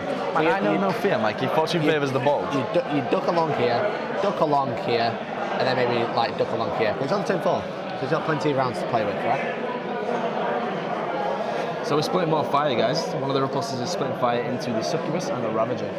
Maybe we'll take the Succubus out, who knows? Yeah, TJ has said it all comes down to the next mission, Maelstrom card draw. If you can't get a good draw, I'd back them for the win. Yeah, potentially. So again, for those guys who've just tuned in, I don't know, the players are basically battling over 32 tournament points here, guys, okay? So the way that's broken down is Eternal War is worth 16 possible tournament points. If you get a major win, which is 4 more victory points, you'll actually score 16 points and your opponent will score 0. If you get a minor win, which is less than 4 points, victory points, you score 12 points, your opponent scores 4. And with a draw, it's an 8-8 split, guys, okay? Yeah. Just heard from the table that the Succubus has just died, guys, okay? Yeah, so the onslaught Succubus. damage. F in the chat for the F in the chat for the Succubus, guys. The Bobby Hall is still saying turn 4 tabling. I've also heard from the chat. From the table? Sorry, she's called Margaret, Mikey, the Succubus. Margaret the Succubus. F in the chat for Margaret, the Succubus, who did 2 damage to Repulsor. So just continuing with the mission breakdown, guys. So 16 points for primary, 12 points for secondary, it works the same, majors, minors, more points, less points, and then 4 for the tertiary. So we're battling for 32 tournament points. There's been a few 32 zeros around the room, guys, so some high winners going into the next round tomorrow morning, which of course we're streaming. Well, yeah, exactly. We are streaming tomorrow, but F in the chat for Maggie, she's been dubbed. Poor Maggie, Maggie the Succubus. She was... Did 2 wounds to a Repulsor, made 8 3-up saves, and then she died. Gone too soon, guys. Poor Maggie. They're all talking about me. I don't know what they're saying. The guys, we've got a little crowd around us, guys. We have a crowd. We've got a live audience right now. They're doing rude things. They're doing rude things, guys. They are. So yeah, it's obviously it's still Joe's shooting phase. What do you think his target priority should be at this point? If I was Joe, what would I do? Okay, so let's. We've already stressed the fact it's important to score points in this game. Okay, what's going to do damage now? Everything, right? Everything. Every unit has a blaster. I think it's important that he just tries to strip away some mobility. Like you pointed out, that the flyby Venom can quite easily get on that point. These that might be Venoms need to die. Everything needs to die, Mikey. I mean, that is 40K, right? That's the Warhammer 40K. Is the Ravager a threat? Apostrophe 000. I think he is, and let me explain why, okay? So, Go for it. Strength 5 gun, 9 shots. Yep. What's going to score Joe points now? Intercessors. Intercessors. What can the Ravager kill very easily? Yeah, so the Ravager has 9 2 damage shots. Yes. Intercessors have 2 wounds. So I've actually just heard from the table the Ravager has 4 wounds left, Mikey. So that could play a big part. And it's going to be degraded. It's going to be BS4, maybe even 5 at this point. Maybe 5. How many wounds does it have left? Does it have left? Sorry? It starts with 12, it's got 4 left. 4 left. Shall we find out how many it's got left? So with the Ravager on 4 wounds. So Jay's actually. It is still actually charging it into the Ravager. It looks like he might be out of line of sight here, which is a great. With the Smash Captain? Yeah. So as you can see, guys, with the Smash Captain, where the tape measure is now, he's declaring a charge into the Ravager, which is potentially out of line of sight of, which means he gets no overwatch. Yeah. So he can charge both. He can maybe charge the Venom and the Ravager. Yeah. If he charges the Venom, if he fails to charge the Ravager, at least be able to charge the Venom maybe, and kill that and just multi-charging them both. Yeah, that's right. So what's important is that he make sure he charges around the corner and not over, because you can't do that anymore while I'm 40K making. Yeah, exactly. His guy's got to go around. Yeah. So that was the poison shot. So here's the charge roll. What was the charge roll there, Mike? It was it looks like 8 inches. He's made it into both. Oh no, just the Venom. Sorry, but with a sneaky piling, he might be able to hit both of them. So with piling, as long as he moves closer as long as it ends closer to a model, then he'll be fine, right? Yeah. So this could be very interesting for us. Will he be able to pile into the Ravager? If he takes the Ravager out, he's in a good place. I mean, he's got blasters. Yeah. That's only 4 models dead, potentially. So, what does the Storm Shield give you, Mikey? The Storm Shield? 3 pinball. Although there's going to be a lot of poison coming his way, he's in a good spot to get his opponent's home objective at the end of the game as well. Exactly. That Smash Captain has movement, he has a big hammer. Yeah. He's the boy. Hammer. He's an absolute boy. Is. I don't know what we should find out his Smash Captain's name. We should, if not in the chat, name the Smash Captain for us. What do you think he should be called? He's on a big head, like a big statue head, with a big massive hammer in the air. So I can confirm, guys, Joe is attempting to hit the Ravager as well. It's going to take some sneaky play, some sneaky piling. As long as both players agree with what's going on is lawful, then I see no problem with that. Yeah, exactly. I think we're trying to work that out now. Yeah, exactly. So they're just discussing, there's a bit of, obviously this is quite a contentious move. Toby, did I channel my inner Elliot? Warhammer 40,00. It's apostrophe, not comma. Oh yeah, of course it is. Okay, well then, no, I didn't channel my inner Elliot. You channeled in an L, not the full Elliot, just a bit of him. You felt the thirst. You felt the red thirst. Raging Beard. We've had his comment hidden because he's swearing. Yeah, that's not his name. So the players actually agreed between them that the Blood Angel Smash Captain could not successfully pile into the Ravager, Mikey. Okay. Well, that's fair, because he's still going to beat up a Venom. Exactly. I nominate the Elliot Hellstorm as the name of the Smash Captain, says Ollie. Okay, so Elliot of Hellstorm is gonna fight the Venom and blow it up with his 4 damage for the hammer. Because it is the hammer of bar. We just heard from the stream, the Venom got popped, did not explode. Oh. No drama. Obviously it's not. Go Elliot, right? He's been let out the shed with a jump back. And now Joe's actually successfully piled. Oh, sorry, would you say the Venom has actually exploded, guys? Okay. I don't know how many wounds it's doing. So Venom only does 1 wound. We see Joe actually consolidating now, guys. We can't see from where we are, but you have to consolidate into the nearest enemy model. Is that right? Yeah, exactly. You have to go to the closest one. So it looks like he's consolidating up the building to tie up the warriors at the back. They might be scourges, possibly, Michael. Well, I think all the scourges died. I mean, I can't see any on top of that building. If Shaggy was listening and not speaking to people, he'd be able to tell us. Are the scourges alive in the building, or is it Cabalite Warriors he's now piled into? Okay, so I can confirm they are Cabalite Warriors and characters. Of course, I knew that. Yeah, Mikey got it right, guys. Pains me to admit that. So that'll be the Warlord Archon? Yeah. This is a good play from... So it ties up some blaster shooting, it forces them to move, but it also forces the Venoms to move because they won't be able to shoot either, so they can't hang around in that building. Shots fired at Shaggy. So I did fire shots at Shaggy. Sorry, Shaggy. Shaggy got flamed. I love you, really. He's now swearing at me, guys. Today's a bad day. Nick is also licking a glass bottle in front of me. This is a very... I don't know how to feel right now, I'll be honest with you. Are you okay? Do you feel violated, Tony? Yeah, like... I like it. So you guys can't see this, but we've actually just seen the screens around the room go red. And that means the players have less than 30 minutes remaining in the game. It's like that tense moment done like on Who Wants to be a Millionaire. Win a billionaire. Be a billionaire. Who wants to win? Billionaire? Who wants to be a billionaire now? Listen, guys, let's let Mikey spit his words out. It's like that tense moment on Who Wants to be a Millionaire. Okay, so Joe actually just scored 1 point in that turn for the secondary, Mikey. So the secondary, okay. It's that tense question. That's what I was trying to say. But he goes, I've already forgotten what you were trying to say. About being a millionaire. And it'd be funny actually if they just had the countdown music for 30 minutes on repeat, just to let the players know. But literally just not finish until 30 minutes are up. Never ends. Everyone's like, Ree! But yeah, as Mali said, these guys have been absolutely amazing on the stream, and this has been a lot closer than they first thought. Like Okay, Joe's so- been worried about the first game, but there you go. So, It sounds like from the table we've just said that everyone is currently immigrating away from the Smash Captain in order to blow his brains out. it makes sense. I mean, I would do it. Yeah. So I mean, the Smash Captain has a 3+ save, in one or not, so you may as well throw poison into him. He does ignore it on a 6 because he's a Death Company Smash Captain. Ordinarily, what works against Smash Captains is Psychic, right? So if you're playing the Eldari Soup, which we see in fruition quite a lot across top tables at events where you can soup freely, Yeah. the smites from the Farseers will take them off relatively easily, guys. But yeah, with that So first that's one, it's just he's been able to hold down. Nice symbol, dude. You don't get it against my mind, though. Yeah. Interestingly, though, if it was a Grey Knight Psychic, you would still probably survive. It knows what damage is. So, yeah. And they ignore it on a 6. The Grey Knight memes this weekend, guys, have been very, very prevalent. I'm getting a lot of flack for them. There's a Grey Knight player here though. Tom Meeker is playing pure Grey Knights in a tournament, and we'll be able to, hopefully Pardo will be able to like catch us up with what he's doing. Okay, so we're actually just seeing the beginning of the Drukhari shooting phase, guys. So this will be a very telling point in the game. Yeah. And we'll see what happens here. Shots going everywhere. So there wasn't that much movement. He just had to move away from the Smash Absolutely, Captain, yeah. so he can't retaliate. One repulsor gone, guys. One down. F in the chat for repulsor number 2. There's a whole another one left. It is close. That was a single blaster from inside of enemy. Oh.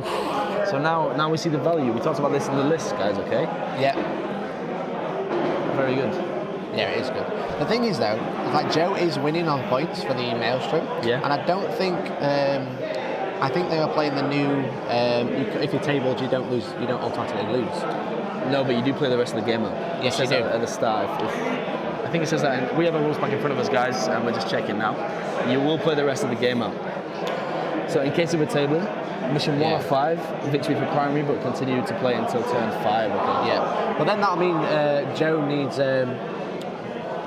to score loads of points, and then Lee will have to catch him up. So if he gets really bad cards in the last couple of turns and it ends turn 5, Yeah. he might lose Maelstrom, so he won't score max. It could be very, very close, man. How many drop pods are in the GT in I've total? not seen one. I've counted loads. Yeah. Like none of them. Yeah, no. They're all at Games Workshop in the box. I have seen 2 termites.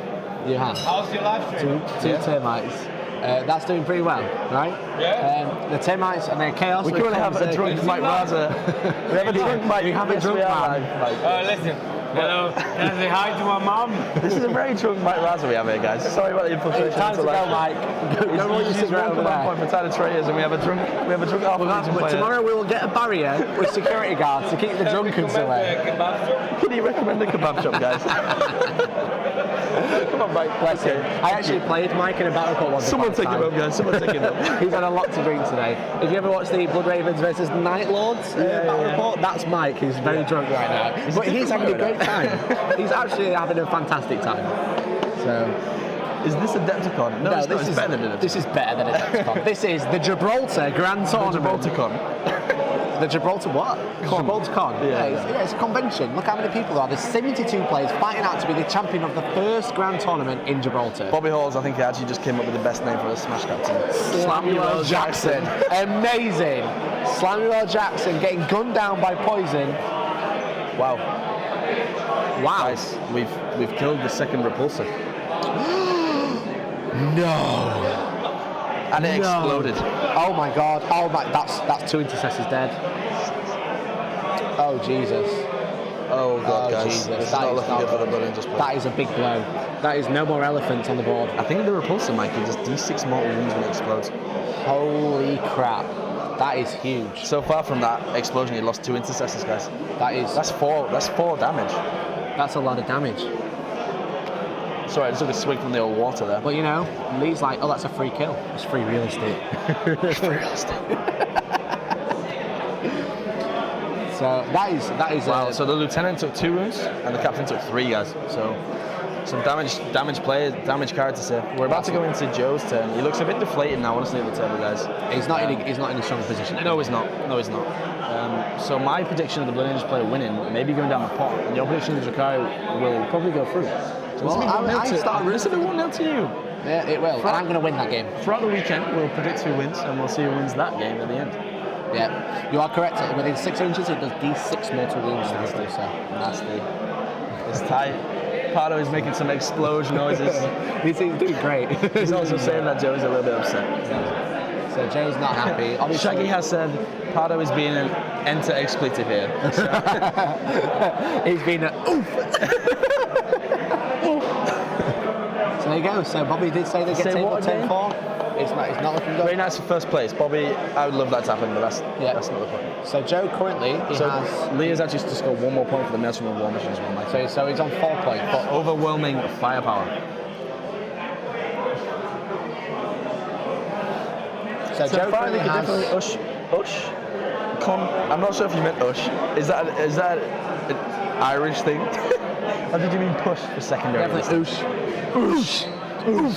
It's oof. It's a Roblox death sound that we use instead of swearing. Okay. Don't forget. So Joe currently has 2 intercessors left here. He has his captain here. And a lieutenant. There's a lieutenant in there somewhere. Maybe that's 1 intercessor and 1 lieutenant then in this little blob here. He has another unit sat under here. And he has the smash captain here. So Joe is super thin on the ground now. J. Cole has donated £20 more. J. Cole, you absolutely... What's the craziest roll you guys have had to make? I made 11 3 plus 3 plus inward saves the other day. My opponent wasn't impressed to say the least. Oh, drunk Mike, you've just had on his mic from Cross Swords. Oh, Prismic, Big Mike. There you go. You know him? Yeah, I've played Mike before. He's an absolute legend. Yeah, we know Mike. We saw him in no retreat. Yeah. So like that messing, we did a battle report together. He's a top dude. It sounds like he's a famous guy. Big Mike. Hopefully win his first game, and maybe we'll get him on the stream tomorrow. So there you go. So the craziest roll I've had to make. Ooh, that's a tough one because I make some crazy rolls all the time. I didn't know that one time I had to make. Okay, so sorry to interrupt you. No, the Archon Charger Smash Captain. The Archon Charger Smash Captain. Obviously, the 2 plus 1 save for the Archon until you fail it stays true. He doesn't fail any of his saves, but he also does no damage to the Smash Captain. Okay. So these mighty 2 leaders come to battle, no damage. Nothing else. No damage. Not even 1 damage. It's not even 1 damage. The thing is, while it might have done nothing, what it does mean is that Smash Captain can't then jump back out and charge something else. Yep, very important. So we're actually seeing great tactical decisions from both players here. Yep. We have the Tokyo Drift Repulsor. Yeah. We have the Margaret, the hero. R.I.P. Margaret. R.I.P. Margaret. Maggie the succubus. Rip Margaret. Yeah. So craziest roll, I think my craziest roll was once I made 15. Mike is coming back. Be careful with that beer, Mike. Be careful with that beer near the laptop. I am very worried about the computer. Mate, I was actually passing by to put a chewing gum on the plate. Oh, okay. You can do that, man. I hope it made to frag Overwatch him. I think he did. I don't think he just failed to wound. You make a commentary about Mikey's time. Everyone's seen my time, Big Mike. So, okay. This is like, imagine if you were a news reporter. This would be terrible. This is why they haven't been separate rooms. They need a barrier. Is anyone here to pick Mike up? Hello, guys. I think Chris Shepherd is here to save the day. Guys. Mike is a great guy, but he needs to go. Go have a cigarette. See you later, Mike. He has another pint in his hand, guys. I'm pretty sure that's not what he needs right now. He needs some water and some bread. I apologise for the interruption. I love how everyone else is watching around us and not helping, but that's fantastic. Everyone's just laughing. Sorry, Shaggy's trying to speak to me, and I've just been interrupted by Drunk Mike Raza. So he said that Joe is in survival mode, Mikey, okay?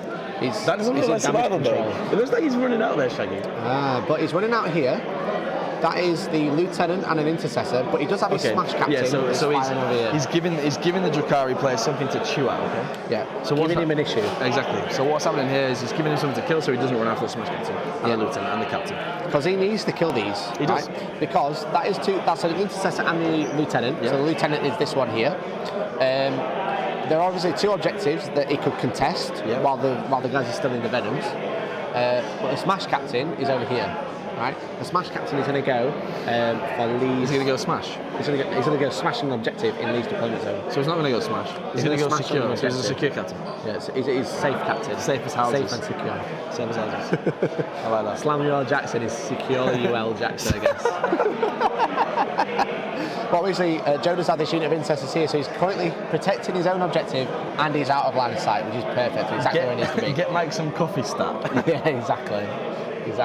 He's had a good day. He's had a fantastic day. We went for breakfast this morning. I love him. He's just had one too many today. Yeah, Confurious is right. You've also got to consider line breaker for Slamuel. Yeah, Slamuel and the objective. Yeah. That's 5 points in total. 4 from the primary, 1 from tertiary. So there's some charges going in, guys. Some shooting and some charges. We'll see what goes where. So there you go. Looks like he made the charge. He's doing a bit. He's doing the cheeky one again. No hits from Overwatch. We just definitely tell. Yeah, doing the cheeky one. It's charging around the Venoms. So he can pile in onto the objective. This is Joe's turn of 5, Mikey. We're on round 5 now. We're on round 5, obviously. We did get distracted slightly. Yeah, guys. Slight disclaimer: Drunk Mike Raza has infiltrated the stream. He's gone now, though. I think someone has actually taken him. He is a legend. Back in the pram. He is an absolute legend, though. I do love him, honestly. What a hero. Not like this. Okay. Not much to mull over right now. It's very tense. I believe Joe's still got 5 CP unless that's changed. He's not used many. Okay. So the Venom has just exploded again, guys, on the characters. There we go. Everyone takes a mortal wound. This is bad news. R.I.P. Lieutenant. So this one has just died, and these 2 have both taken a mortal wound. So obviously we've got disembarks. I believe that Venom still has a unit in there. So they're just talking about where the models can go. But yeah, we'll see. It is a good retaliation from Joe. He needs to just clear up the Venoms, kill the movement, and hope for the best with reducing the amount of poison shots coming in, and hopefully, just hopefully, survive until the end of turn 5. Maybe turn 6 if it goes that far.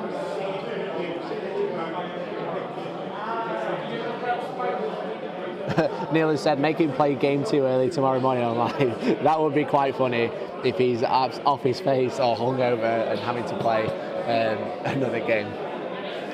So there you go. So the lieutenant, is consolidated onto the objective, and the intercessor is on 1 rune remaining. So, but we are going to be going into turn 5 for the Drukhari. So it's going to be tough. Can he survive this next turn, guys? He does still have a Ravager left. It is only hitting on 4s now, but he does have 2 Venoms with 2 blasters in there as well, and all the poison shots to go with. So it's tough. Kabir says hungover games are the worst. Everyone wants Mike Raza to come on hungover game 2 tomorrow. That would be amazing. I actually think he lost his game 1, unfortunately, guys, so that won't be happening. Okay, potentially. Okay, so what we saw here, we saw Joe Moscardini charge the Venom, kill the Venom, and the Venom exploded, guys. He did. So what actually happened there? The Venom exploded, did mortal wounds. It leaves the lieutenant with 1 wound, Michael. 1 wound. 1 wound left.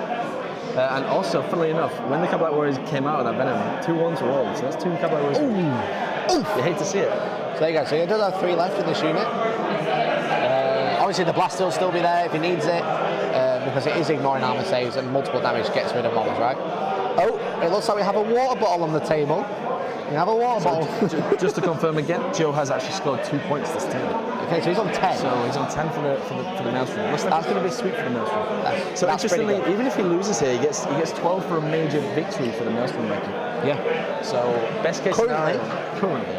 And that's a Drukhari player draws the golden flush. The golden flush. The royal flush. The golden flush? I don't know. Is that like Wii? Yeah. It's like when you wake up and then you flush the toilet. Golden flush. The golden flush. The risky water bottle play. Codex water bottle coming out. Joe does have the cheeky water bottle on a live stream. The cheeky boy. It's not close to any models. We'll be flying it. But maybe that is a model. Maybe that's a Smash Captain. I don't know. Who knows? So obviously Joe has the Smash Captain here, he has the Intercessors here, he has the Lieutenant. Is this the Lieutenant, this one, Toby? Or is this one the Lieutenant? The Lieutenant is that one there, the one on the objective. Second, yes, with 1 wound. So no, I got that wrong. Other way around. Other way around, guys. This is the Lieutenant here, yes. And that is what Joe has remaining. Obviously, Lee has quite a lot more.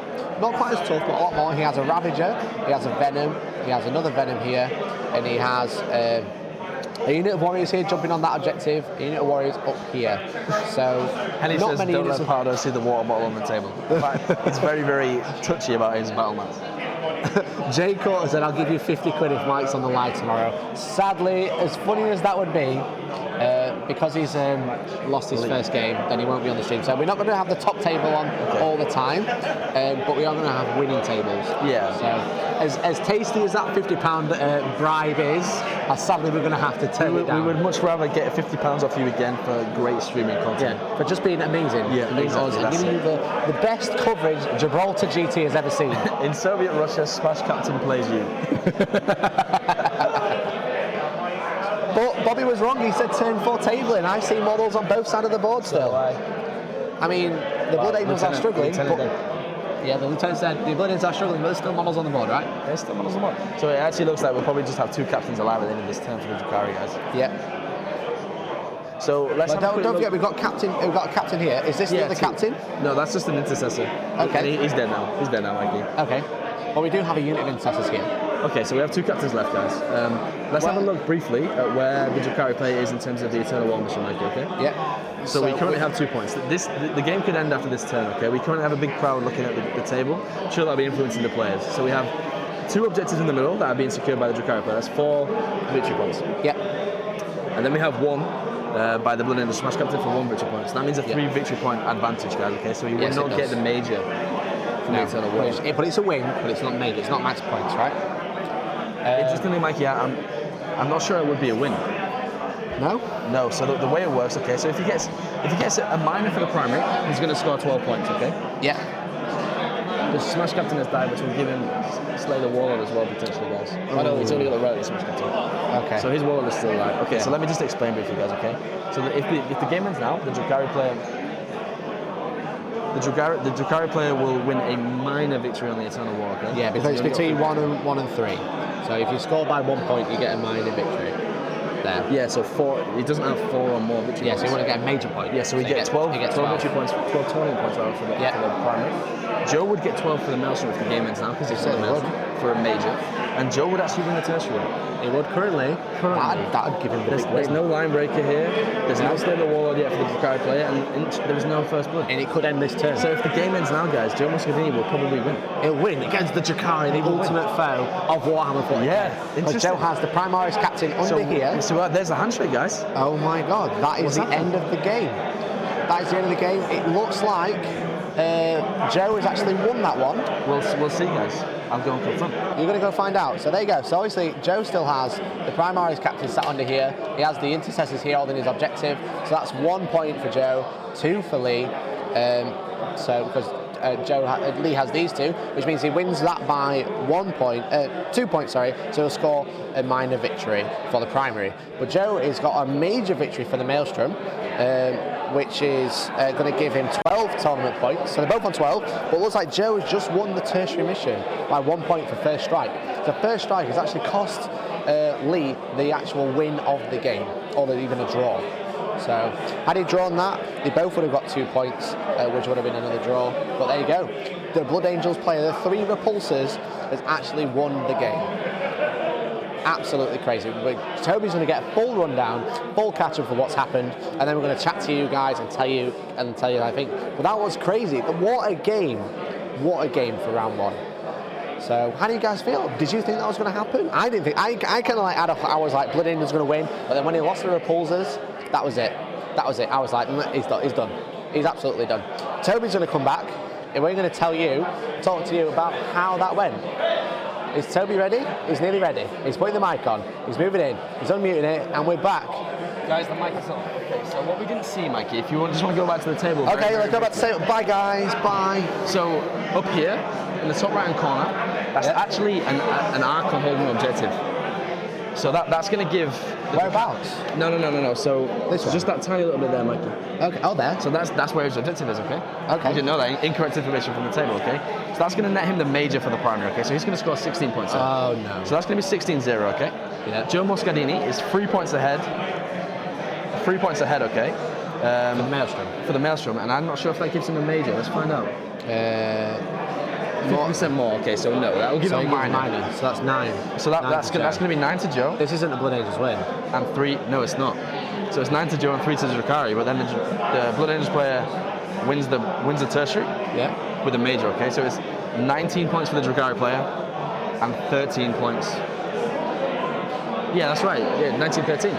Oh. Drukhari win. I've been telling everyone the Blood Angels won. No, unfortunately not. So what we couldn't see on the stream was the icon in the top right-hand corner. Yeah. Which is actually giving the Drukhari player the win. So the final score, ladies and gents, 19-13. So the Drukhari to Lee. To Lee. Well, what a fantastic game that was. Welcome back. It's nice to see you again. Game 1 of the Gibraltar Grand What a Tournament. belter. Sorry What for a that belter. sorry for that misinformation, guys. So it was Lee the winner with the Drukhari. Joe nearly won. Yeah. Had the Archon Very died. close. So Very, very close. Okay, so there you go. But welcome better, back, better guys. for me to be wrong than give you wrong information. Yeah, so right? we clear it up, come back. Yeah. Jobs There you go. again. So I apologise for that. Well, there you go. So what did you think? Like Joe obviously seized. He was like there, he was pondering, prayed for sanguineous, What? got the 6, got the big W. Yeah. What a whirlwind. Whirlwind It was of a a game. whirlwind. There went a whirlwind on the table. What a repulsor. Yeah. Yeah. 3 repulsors, 3 dead repulsors. 3 dead repulsors, 2 dead repulsors. A lot of whiffs. Scourges came down, did the business. They did do the business. But ultimately, I think tactical play from the Drukhari player edged it there. Yeah. I think both players can be happy about how they performed. It was a very close game. We have 8 minutes left and they finished in plenty of time. Yeah. The game ended at 10-5, they did the roll-off. Yep. And then a handshake came in, so yeah, great game. So there you go. So obviously, massive shout out to Joe and Lee for coming on the stream. We do hope Absolutely. you enjoyed that game. But we're actually done for the day. We're done for the day. We're just doing one. We're done. But you know, A single game. a single whole game. But we've had over 150 viewers across all platforms. So thank you very much. Amazing support, followers, donations from Jay, obviously. Wow. But yeah. I'm lost for words. Look, you're lost for words. I'm lost So for that words. was round 1 of the Round one. Gibraltar Grand Tournament, hosted by SM Battle Reports in Gibraltar. In Gibraltar. And we're going to be back tomorrow. Yeah. At what, 9:15? 9:15. GMT +1. So if you're in the UK, that's 8:15. No, it's 10:15. We will work out the time difference, guys. Don't you worry The about that. timetables will be on the screen. You can work out wherever The you are. timetable's in the right, we world. just forgot the timetable. Okay. Yeah, it's terrible. So you'll be able to find out what time. Work it out. You can Google it. You can be like, what time is Gibraltar now? What time is it in Gibraltar? Yeah. You know what it is? It's time to go. 19 to 13. Yeah, we got that. We got that. So there you go. So thank you, Shaggy, for coming in. Shaggy, do you want to come in? He's done a massive hello. cool job. This is Shaggy. This is the table reporter. Yeah. You did a great job. Did you have fun? Thank you, sir. It was good. Cool. It was an intense game. Yes, It was very intense. game. Yeah. But that was game 1. That was just game 1. We have 5 more games starting That tomorrow. was the perfect one to have as your first one. Yeah, Guys, absolutely. what the rest of them are going to be. Exactly. So thank you very much to Shaggy. Thank you very much to the guys on the stream. Thank you from me. Exactly. So we'll be back tomorrow morning around 9 o'clock our time. So there you go. Be there or be square, There you go. guys. We'll be live on Twitch, live on YouTube, live on Facebook. But it wouldn't be our stream, would it, if we didn't finish it properly? We've been Hellstorm Wargaming. You guys have been fantastic, and hopefully we'll catch you tomorrow. Peace out, guys. See you later, boys.